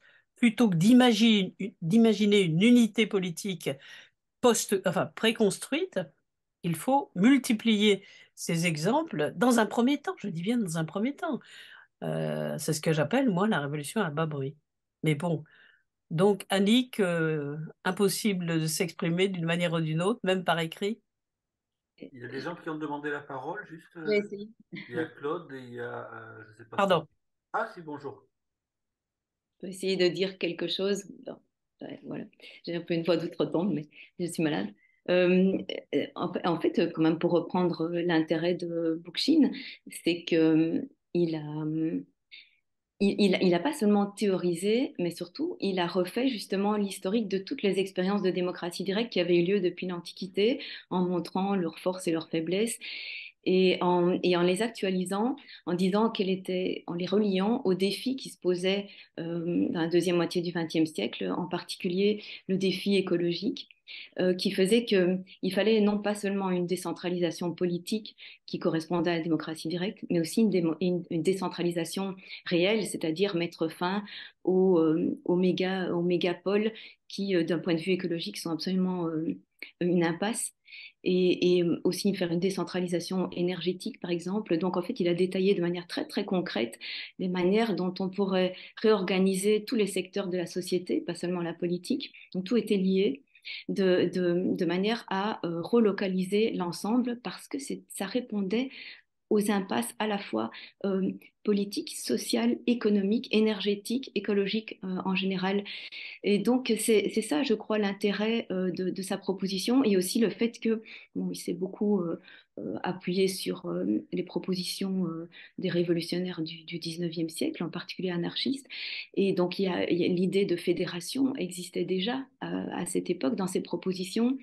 Donc, l'idée que, évidemment, qu'il y a des moments où on doit passer au-dessus du niveau où on peut se réunir en assemblée générale de tous les habitants d'un territoire et donc ça a été pensé depuis longtemps qu'on pouvait effectivement en fonction des questions qui se posaient se réunir non pas dans une fédération qui soit une qui soit établie, qui soit une institution nouvelle posée une fois pour toutes, mais qui se fédéralise au contraire ponctuellement en fonction des besoins et à ce moment-là, qui crée une assemblée des assemblées, une assemblée d'assemblées avec des mandataires qui ne sont pas des représentants, des mandataires donc, qui ne font qu'être porte-parole de leur assemblée de départ et qui vont rapporter à leur assemblée initiale ce qui aura été dit à l'assemblée régionale ou fédérée. Donc c'est ça l'idée en fait et donc en fait cette proposition est tellement riche et elle répond à tellement de questions que au fond c'est ça l'intérêt de le lire, je trouve. Oui, et peut-être je peux ajouter une petite chose. Je me demande pourquoi parler de démocratie réelle plutôt que directe, dans la mesure où l'opposition représentative directe est très parlante, en fait, hein, donc ou bien la souveraineté populaire s'exerce par l'intermédiaire de ses représentants, ou bien elle s'exerce directement. Il me semble que direct est tellement plus parlant. Est-ce qu'il y a un inconvénient à l'utiliser? Je répondrai après, mais Claude, il y avait quelqu'un, c'est ça? Oui, il y a deux inscrits, et pour le moment, il y a Claude. Je ne les vois pas, moi, les inscrits. Oui, mais c'est pour ça que j'interviens. Il y a Pardon. Claude et il y a, je ne sais pas quel est son prénom, Erzaria. Voilà. Donc, Oui, merci. C'est Raymond, oui. Pardon. Écoutez, Pardon. j'hésite à prendre la parole parce que je suis un peu le touriste. Hein. J'ai pas suivi les deux réunions précédentes. Alors tout d'abord, évidemment, je suis très intéressé par les informations que j'ai recueillies, quoi, et j'espère que le traitement de la vidéo permettra de les partager à d'autres qui, comme moi, ne connaissaient pas ce qui s'est passé au moment des élections municipales, quoi, et le succès dans le petit village, ou bien aussi l'expérience syndicale décrite par Jonathan. La question que je voulais poser, elle est double, quoi. C'est que il y a d'une part est-ce que dans les débats qui ont eu lieu avec succès et qui suscitent de l'enthousiasme dans le petit village, est-ce qu'on a touché des questions vraiment difficiles, quoi? C'est-à-dire une question où les uns prônaient la solidarité en fonction de certains habitants et que d'autres, compte tenu de leur orientation politique, n'étaient pas des fanatiques de la solidarité. En gros, est-ce qu'on était dans des conditions très favorables et qui a évité empêché de mettre en évidence certaines difficultés, ou est-ce qu'on a été vraiment dans le dur, quoi? Et puis la deuxième question, mais elle a été partiellement répondue dans l'intervention précédente, c'est qu'il y a la question de la taille, quoi. Au niveau du village de Mény, voilà, ça marche bien, mais quand il y a 10 000 personnes, à un moment donné, enfin, je pense que je n'ai pas les détails de l'assemblée des assemblées, mais il faut bien qu'il y ait des représentants. Je me livre à une petite provocation, puisque tout le monde ne peut pas y aller. Et donc, ces représentants-là, voilà, quels avantages ils vont avoir, ou quelles vertus ils vont avoir par rapport à ceux dont nous voulons nous débarrasser, si j'ose dire. Pardon, j'ai l'impression que je ne suis pas très précis. Si, c'est très clair. Claude va vous répondre. Mais avant, il y avait quelqu'un d'autre? Non, justement, il y a Claude qui est inscrit, il y a John et puis il y a Sixtine. Donc, on commence par Claude. Oui, ben, ça tombe bien. Je vais rebondir sur la question de Robert. Donc, en fait, il faut être concret. Moi, je vais répondre concrètement. Pas dans l'éther. Voilà ce que j'ai proposé moi à ma communauté de communes pour répondre à notre exigence très très locale de démocratie directe. Parce qu'il y a des décisions, il y a beaucoup de décisions qu'on peut prendre au niveau d'une petite unité territoriale, que ce soit un village ou un quartier d'une ville. Il faut, à mon avis, déjà autonomiser au maximum le plus de quartiers possible dans les villes, les diviser pour que ce soit à échelle humaine où les gens puissent, les gens qui vivent dans le même voisinage géographique, ont des préoccupations communes, puissent se réunir pour en discuter entre eux. Mais après, il y a des décisions pour lesquelles il faut monter le niveau. Par exemple, je vais prendre un exemple tout à fait concret au niveau de la construction ou non d'une piscine. Ça ne va pas se décider au niveau de mon village de Ménil-la-Horne ou au niveau d'un quartier d'une ville. Il faut que ça soit au plus haut niveau. Donc moi, ce que j'ai proposé à ma Codecom, c'est un aller-retour. J'aurais dit, voilà, nous, on a une assemblée citoyenne, on discute par exemple de la piscine, on pense majoritairement qu'il ne la faut pas.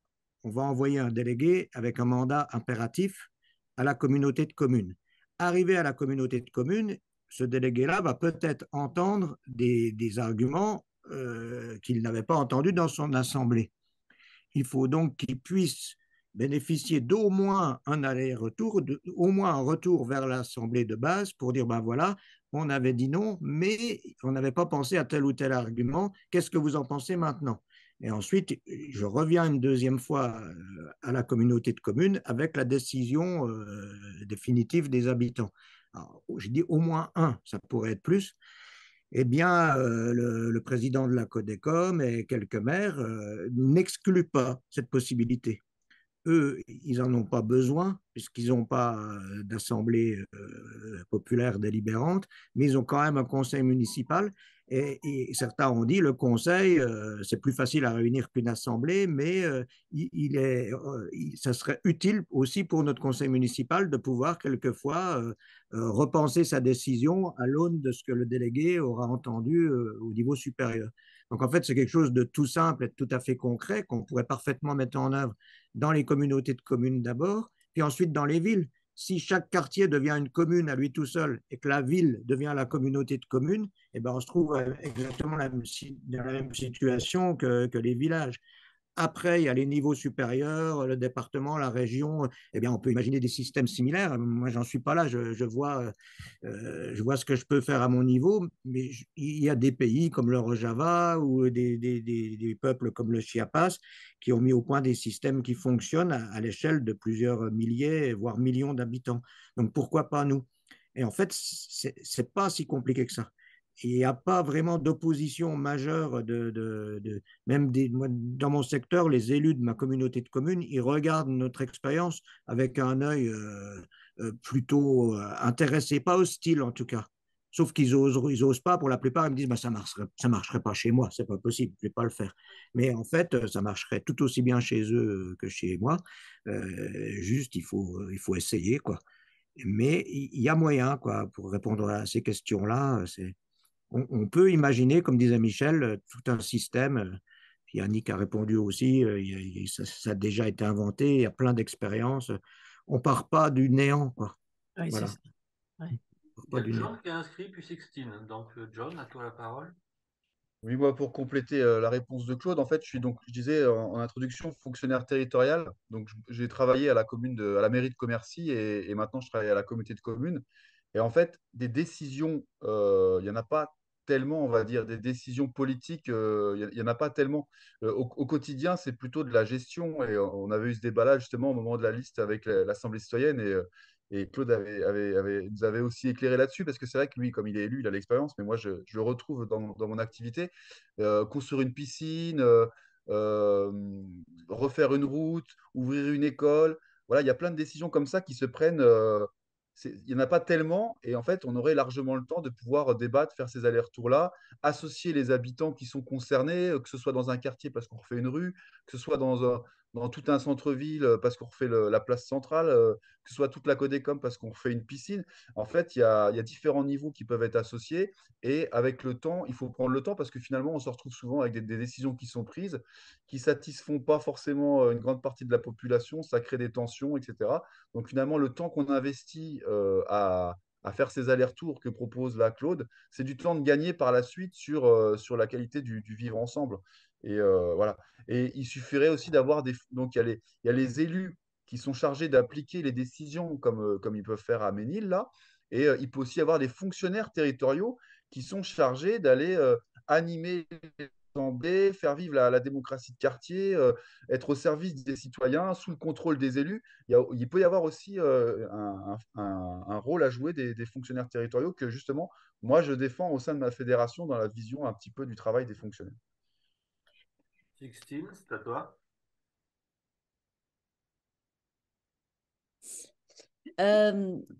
C'était super intéressant, merci Claude et John. Mais du coup, voilà, je pensais que mon terrain était bouclé, mais je continue à vous écouter et à avoir plein d'idées qui me viennent.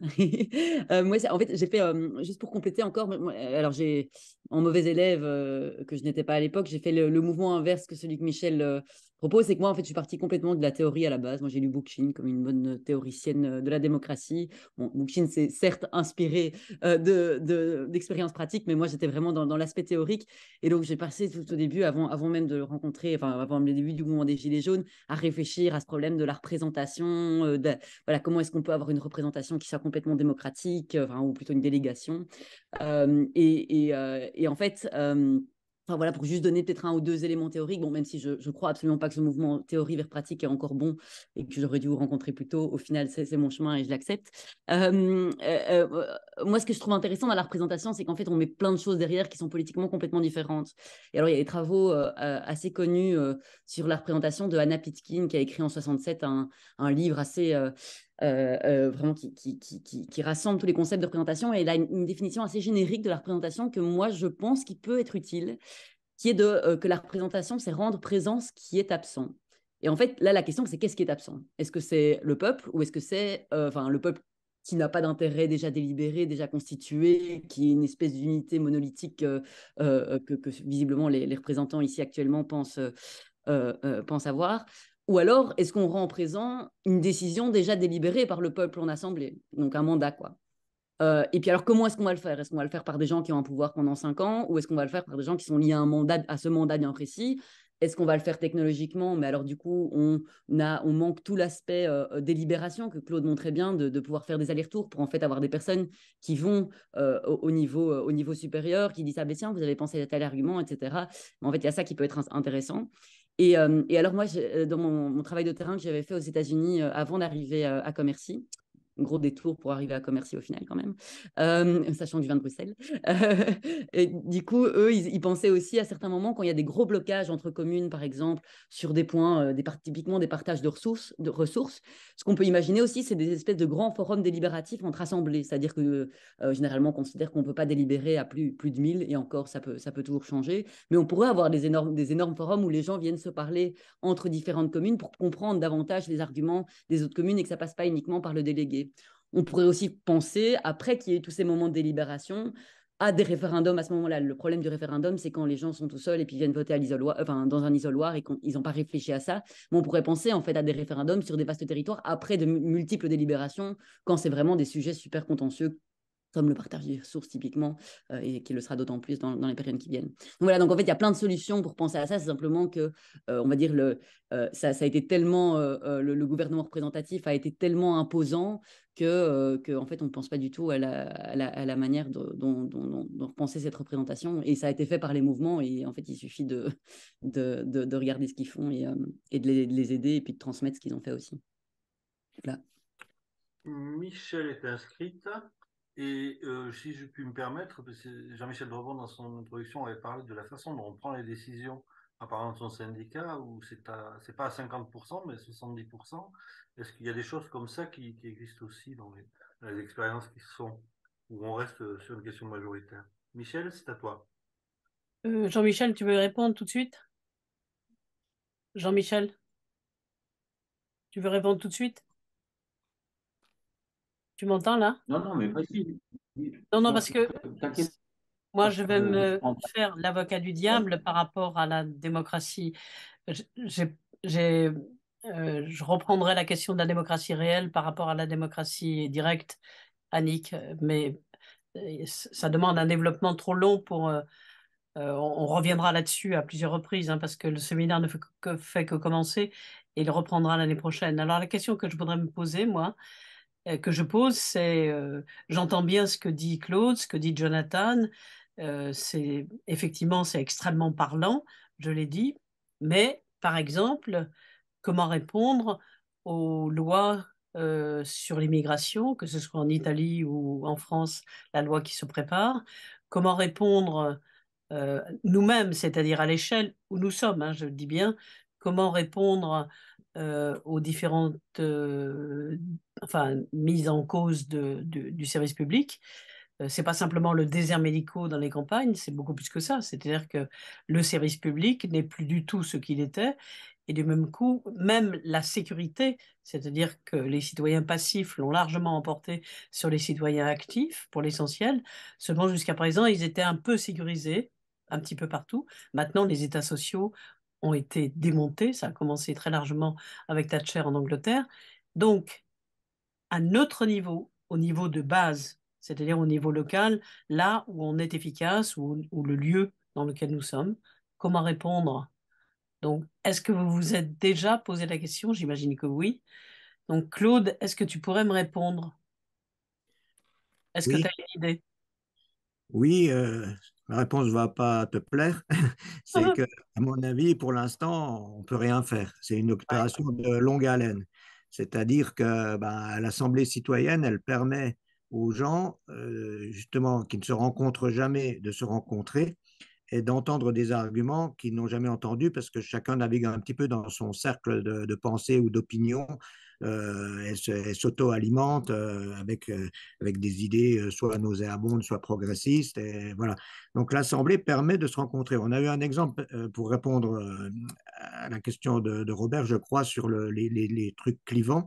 On a eu un exemple à notre dernière Assemblée où des gens avaient proposé de mettre des caméras partout. Bon, c'est pas, c'est pas l'immigration ou c'est pas les services publics en détresse, mais enfin quand même, c'est un sujet qui pose la question de la sécurité, de la surveillance généralisée et tout ça. Et franchement, j'en menais pas large parce que je m'attendais à ce que mon assemblée, très majoritairement, se prononce. En plus, il y avait eu des cambriolages il n'y a pas longtemps dans le village, donc je me disais, ben voilà, eh ben, en fait, non. La majorité, ayant entendu les arguments, mais à mon immense surprise, il y a eu vraiment, je sais pas, 90% de contre les caméras. Alors, pas que sur le sujet de la surveillance généralisée, mais il a été très présent quand même dans le débat, mais aussi sur le fait que ça ne marchait pas, que c'était inutile et tout. Enfin bref, il y a eu un foisonnement qui a permis, en tout cas, cet échange et cette progression des idées dans le monde actuel, avec politique actuelle, bloc contre bloc, on ne voit pas les gens, il y a une cristallisation des opinions qui conduit à la situation qu'on sait et qui autorise finalement les gouvernements les plus rétrogrades à prendre des lois liberticides, prendre des lois terribles comme on voit en Italie, et puis à ruiner les services publics, je ne vais pas énumérer tout ce qui se passe. Mais pour l'heure, on n'a pas la main, quoi. On ne l'a pas. Et si on ne repart pas de la base, si progressivement on ne réapprend pas partout où on le peut aux gens à réfléchir, à s'engager, à s'impliquer, à renoncer que tout vienne d'en haut, et puis si on leur montre pas que sur certains sujets, ben, ils se font des idées noires par rapport à la situation réelle, eh ben, on n'y arrivera jamais parce qu'ils ont gagné la bataille de l'opinion. Pour l'instant, on est minoritaire sur bien des sujets. Voilà, c'est comme ça. Et les assemblées citoyennes, le travail en local, pour moi, il faut le faire. C'est un travail de fourmi. Il faut commencer par là. Voilà, j'ai pas, pardon, Oui. c'est pas très enthousiasmant ce que je dis, mais voilà Non, non, ce mais que moi je je suis pense. d'accord là, par rapport à ça. Et ça me permet juste. Tu permets, Claude? Je peux Oui, ou bien tu sûr, j'ai fais des fini. inscrits? Donc, Claude, l'autre Claude qui préside, Il y a deux inscrits, pardon. Il y a un inscrit, c'est John, juste. c'est Jonathan. Jonathan. Je répondrai à Claude Ensuite, toi. tout D'accord. à l'heure et en même temps à Annick. Jonathan, à toi. Et Oui, Jean-Michel Auron qui s'inscrit. je voulais Et être Jean-Michel. un peu plus positif. Euh, on va dire que enfin, c'est une question qui mérite beaucoup de développement, mais un des héritages qu'on a eu des Gilets jaunes, je pense, le mouvement des Gilets jaunes, on va dire que pour moi, il s'est jamais arrêté. Euh, je compare, euh, je compare un peu par rapport au mouvement de 68, où les gens, les militants, on va dire, sont partis ailleurs faire leurs expériences d'autonomie, d'utopie, le mouvement des Gilets jaunes, les gens sont restés sur place parce qu'ils n'avaient pas les moyens de partir. Et en fait, ce qui s'est passé, c'est qu'il y a eu beaucoup de ce que je constate de création de liens avec d'autres types de mouvements syndicalistes, municipalistes, écologistes, zadistes. Et en fait, donc on a eu une sorte de maillage territorial qui s'est créé, qui a mis en lien plein de formes d'action qui existaient déjà et qui se sont créées depuis, qui fait que déjà, en fait, on a renforcé en fait notre résistance collective au système, on va dire, capitaliste, mais enfin à l'oppression en général. Et, et donc, il ne faut pas voir juste la lutte pour la démocratie et le changement de société par le biais en fait, de nos initiatives voilà, municipalistes, syndicalistes. Il faut aussi voir les autres mouvements qui se font. Là, les soulèvements de la terre, c'est extraordinaire ce qui se fait. Ça vient, c'est issu quand même de Notre-Dame-des-Landes, mais ça a été renforcé par toutes les expériences qu'il y a eu depuis. Donc ça existe et ça lutte très fortement. Il faut aussi se dire que la lutte pour les services publics, bah, elle doit se faire par les travailleurs et les travailleuses. Donc c'est là que pour moi, l'outil syndical, il a un sens, c'est que éveiller, faire prendre conscience aux travailleurs et aux travailleuses, à mes collègues, qu'ils ont les moyens en fait de pouvoir défendre le service public parce qu'ils vivent sur place. Donc la case du service public, ils la vivent directement, même en tant que fonctionnaire. Donc s'engager, être un contre-pouvoir local, ça permet quand même de lutter face à ça. On peut aussi faire les services publics nous-mêmes. Alors ça paraît un peu utopiste, mais moi j'ai des collègues qui m'ont annoncé tout à l'heure des finances publiques que la semaine prochaine, elles vont faire un piquet devant les impôts qui sont pas ouverts pour aider les gens à faire leur déclaration d'impôt. Des collègues syndicalistes qui ont donc du temps syndical, qui vont elles-mêmes faire la mission que devraient faire leurs services publics pour à la fois avoir un discours politique revendicatif et apporter de l'aide à la population. J'ai une ancienne collègue qui est maintenant au chômage, qui était une des premières membres de notre syndicat territorial, qui se rend compte de la difficulté à bénéficier des droits qu'elle devrait avoir vis-à-vis de Pôle emploi. En fait, elle s'est dit bah, comment je pourrais aider. Eh ben, là, elle met en place une commission chômage. Elle va, avec les moyens du syndicat, les moyens pour se former, le réseau qu'elle va pouvoir avoir, elle va en fait, elle va aider en fait les chômeurs. Enfin, elle va proposer d'aider les chômeurs à faire valoir leurs droits. Et après, enfin, il y a plein d'exemples de ce type-là. Moi, je suis actif avec aussi Claude dans une association qui a pour objet la promotion de l'autonomie alimentaire. On a un jardin partagé, on a bénéficié d'une subvention, et on va dire que ce travail-là, enfin, comment dire, ces résultats-là, moi, j'y ai un petit peu contribué avec mon outil syndical parce que bah, je suis un peu plus fort que les autres pour tout ce qui est informatique. J'ai un ordinateur du syndicat, j'ai du temps syndical. Donc, en fait, on a les outils. Il faut arriver juste à les mobiliser et à les mettre en commun, à créer des liens. Et pour finir sur la création de liens, justement, quand les apatistes donc, sont venus en Europe pour visiter un petit peu tous les différents collectifs en lutte et les territoires, euh, indépendamment, chaque collectif a essayé de les faire venir. On n'a pas réussi. Et finalement, c'est en se mettant en commun avec Ménil qui a fourni une salle, avec des collègues zadistes qui ont fait à manger, nous qui avons, solidaires qui avons mobilisé notre réseau, on a réussi à faire venir une délégation. Et en fait, de cette rencontre-là, bah là, on a imaginé une gazette locale qui référençait un peu les initiatives. Donc en fait, voilà, la lutte en elle-même pour la démocratie ou la syndicale, ça n'apporte pas les réponses, mais ça met de l'huile dans les rouages. Il y a deux inscrits. Non, il reste un inscrit. Jean-Michel et après Michel. Vas-y, Jean-Michel. Oui, alors deux choses. Donc, moi, mon expérience, c'est une expérience syndicale, mais pas du tout à la base. Hein. Je fais partie des méchants qui étaient représentants nationaux de secrétaire général adjoint de la FSU. Donc, je ne fais pas semblant d'être. Mais j'étais aussi responsable syndical dans mon lycée et où j'animais pendant presque 30 ans l'Assemblée générale chaque fois que c'était nécessaire. Donc, je veux dire, la démocratie directe, je la connais aussi. J'ai deux questions, ou oui, deux interrogations. Alors, la première, par rapport à Claude, je crois que c'est toi qui posais, je ne sais pas lequel, sur l'affaire des 70%. Ce qui fait l'originalité de la FSU, Et quand je dis l'originalité, c'est l'idée que une organisation syndicale nationale,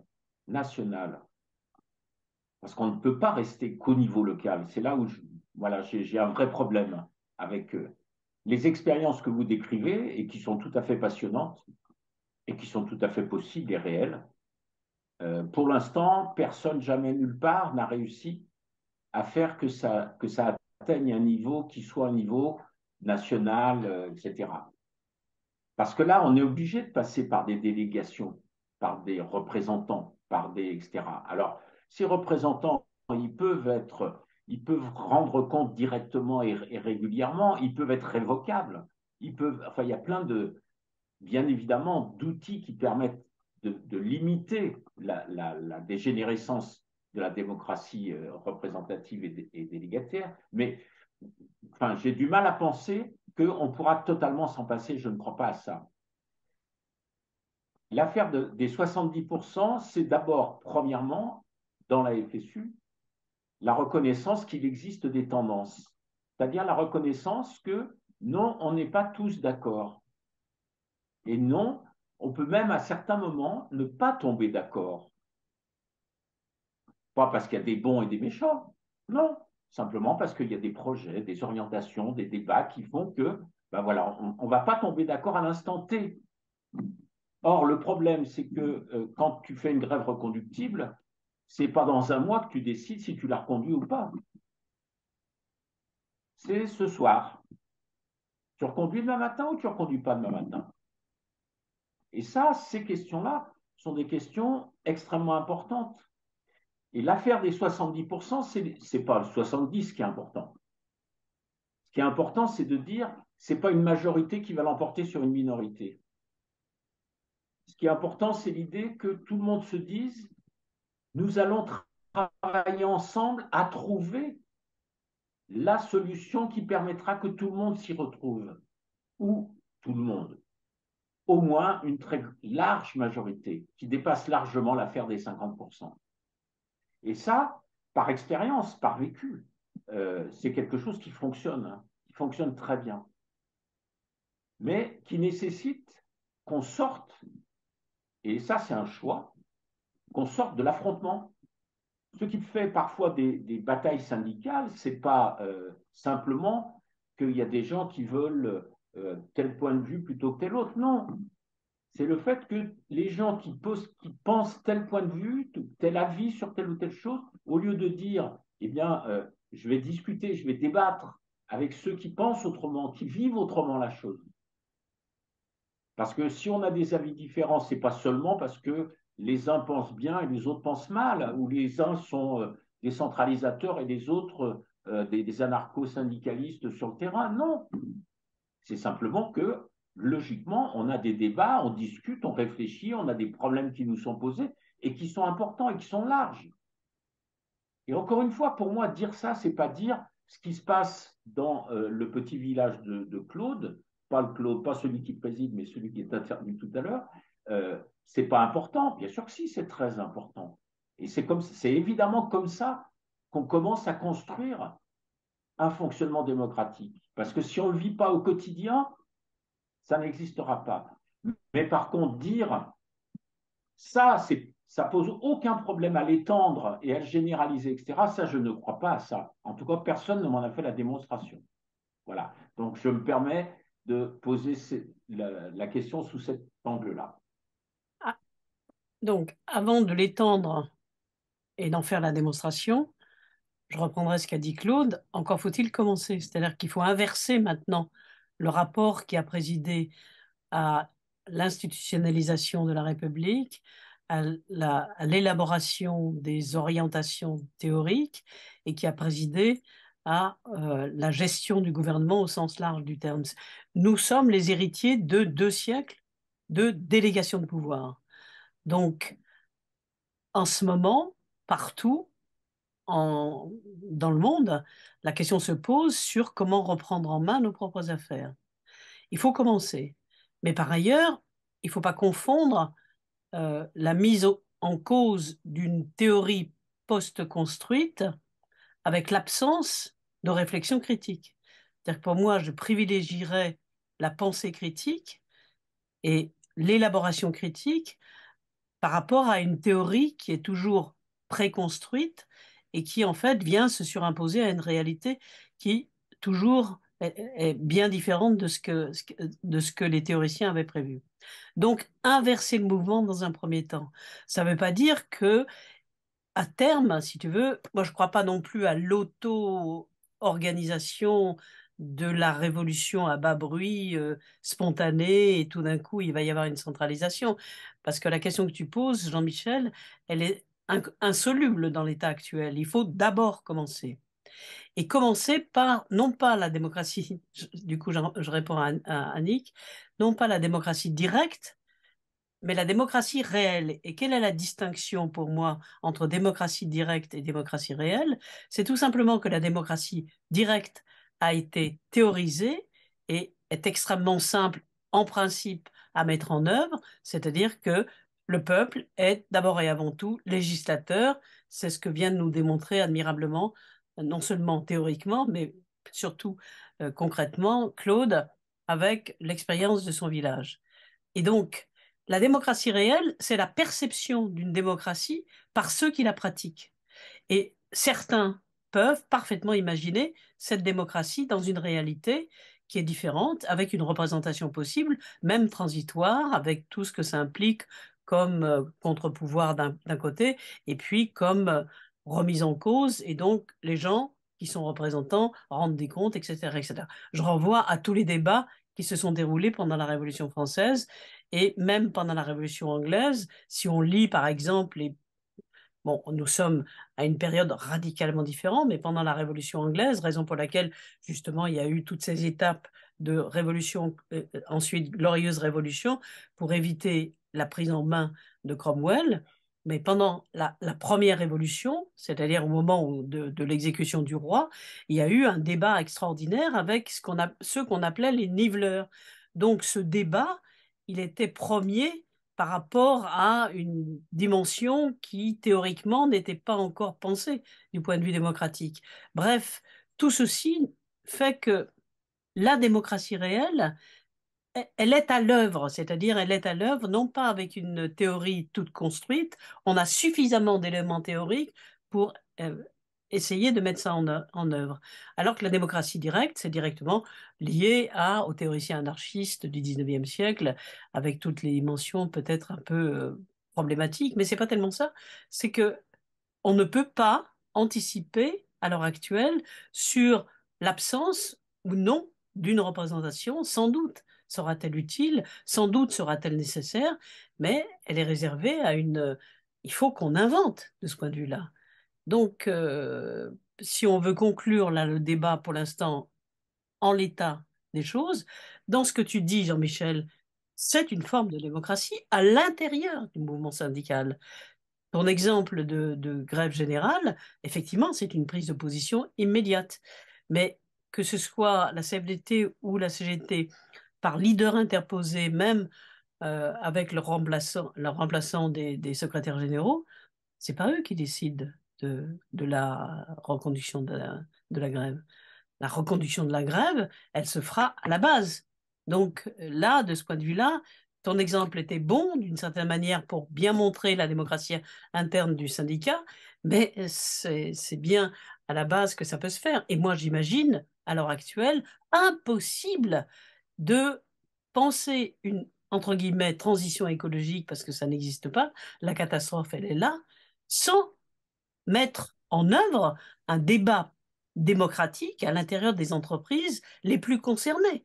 Et si ça n'existe pas, c'est impossible d'imaginer cette transition. Donc, au moins que les 10 représentants du peuple à l'heure actuelle prennent en charge cette dimension-là et énoncent face à une vérité qui masquent eux-mêmes. Aucun d'entre eux n'a mis l'accent sur l'urgence écologique et donc sur la nécessité de mettre en place une démocratie réelle, ne serait-ce que dans les entreprises qui sont directement concernées, aéronautique, aviation et bien d'autres, automobiles. Donc, c'est impossible d'imaginer la suite d'un monde pensable, vivable, avec une multiplication de production, ne serait-ce que les métaux rares. Même les métaux rares posent problème. Donc, heureusement qu'il y a une partie de l'Ouganda, de la population de l'Ouganda qui a essayé de s'organiser, mais je ne sais pas du tout s'ils ils vont y arriver. Tu as raison, Claude, non pas le président, mais l'autre, Claude, tu as raison. Nous sommes pour l'heure impuissants. Mais si on veut vraiment répondre à cette question, il faut tâcher à la fois de résoudre la question de la pensée critique et en même temps de mettre en œuvre le concret des choses parce que nous y sommes contraints, de mon point de vue. Enfin, nous reviendrons bien sûr très largement sur les débats à venir. Il y a un inscrit, c'est Laurent Colantonio. Si tu nous entends, Laurent? On n'entend pas ton micro, Laurent. T'as pas mis ton micro. Ouais, c'est ça. Voilà. Pardon. Oui, j'interviens un peu tard, puis je vois qu'il est presque 14 heures. Oui, mais enfin, moi, j'ai pas participé j'ai pas pu participer aux précédentes réunions. Donc là, en fait, j'écoute puis j'apprends beaucoup de choses. Mais ça me fait, je trouve ça vraiment intéressant et j'avais juste envie d'ajouter une petite chose sur les tensions entre le local et puis d'autres échelles, d'autres niveaux. Je trouve, moi, je l'ai retrouvé aussi je travaille plutôt sur le 19e siècle, et dans des groupes ou des personnes ou des théoriciens ou des penseurs qui ne cherchaient pas nécessairement à renverser disons le système représentatif au 19e siècle, mais plutôt à le démocratiser à une époque où il était très censitaire, ce système représentatif. Donc, c'est un peu les mêmes débats, mais pas à la même échelle. Et ce que je trouvais intéressant dans cette période-là, c'est qu'il y a des modalités d'action chez les radicaux britanniques, les républicains français de la première moitié du 19e siècle, ou les mouvements populaires en Irlande, les rassemblements hors du Parlement, les microstructures locales aussi qui s'organisent, et des pétitions. Alors, et c'est là que j'en viens juste, il y a un exemple qui me vient en tête, c'est le mouvement chartiste britannique dans les années 1830-1840 plutôt, et qui a notamment une pétition en 6 points. Bon, c'est assez connu, hein, mais et les principaux sont le suffrage pour tous les hommes. Bon, on est en 1840, il n'y a pas encore la question des femmes qui se posent réellement à cette échelle-là.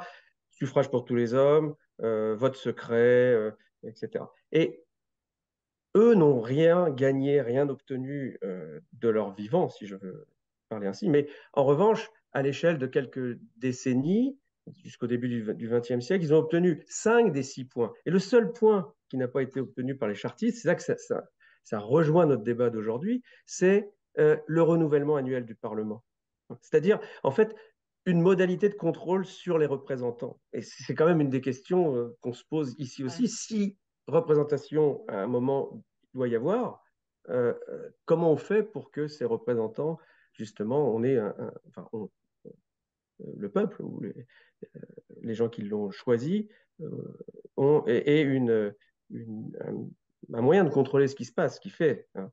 Et on voit que, vous voyez, même au 19e siècle, chez ces groupes qui étaient quand même à l'avant-garde d'une certaine forme de démocratisation de la vie politique au 19e siècle, déjà on a chopé sur ce type de problème-là. Et voilà, enfin, c'était juste que en vous écoutant, j'avais parfois, je faisais un aller-retour avec ce 19e siècle où, à côté des théoriciens de la Révolution, etc., on a aussi des mouvements qui peuvent nous paraître aujourd'hui moins révolutionnaires, mais qui voulait pousser au bout aussi la question de la réforme et notamment du système représentatif qui, quand même, la grande différence, je répète, c'est qu'à l'époque, il était censitaire. Hein. Donc, il y avait déjà un combat pour le rendre plus démocratique au sens premier du terme. Ouais. Merci en tout cas, c'est vraiment très intéressant.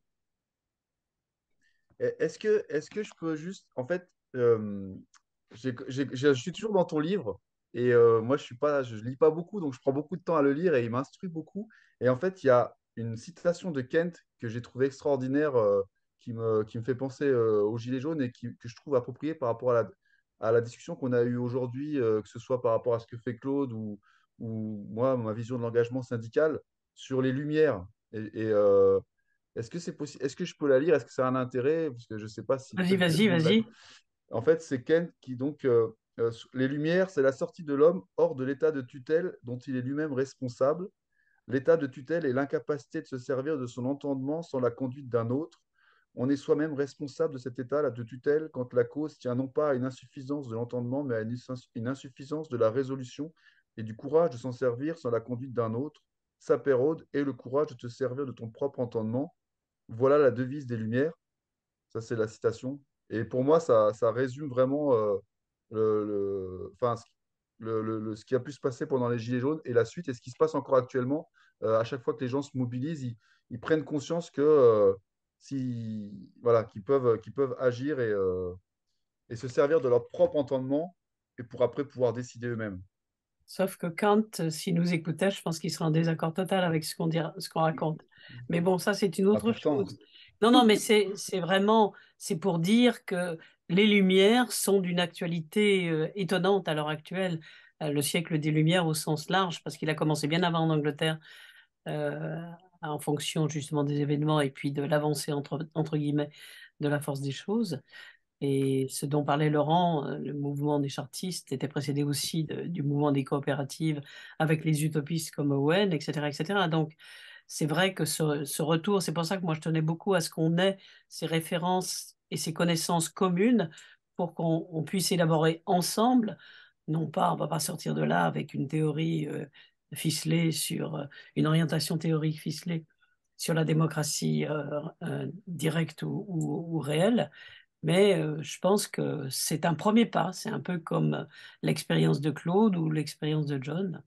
Donc, on se donne rendez-vous. La prochaine séance, c'est en juin, si ça vous intéresse. Ça sera un exposé sur Hannah Arendt, d'une spécialiste d'Hannah Arendt, Hannah Arendt et la démocratie. Ça nous fait donc 3 exposés sur les théories bien connues de la démocratie. Et ensuite, on aurait un débat plus général en fin juin parce qu'en mai, je crois que ça va être impossible de maintenir ma séance. Moi, je voulais vous faire tout un parcours sur la représentation, la mise en œuvre de la représentation, mais je le ferai à la rentrée prochaine. C'est pas perdu, hein. On est d'accord? Donc, à bientôt. Et pour tous ceux qui ont apporté leur contribution de démocratie réelle ou directe, je vous enverrai un message spécial pour vous donner la date et vous demander vos disponibilités. Donc, merci à tout le monde et à très vite. À bientôt.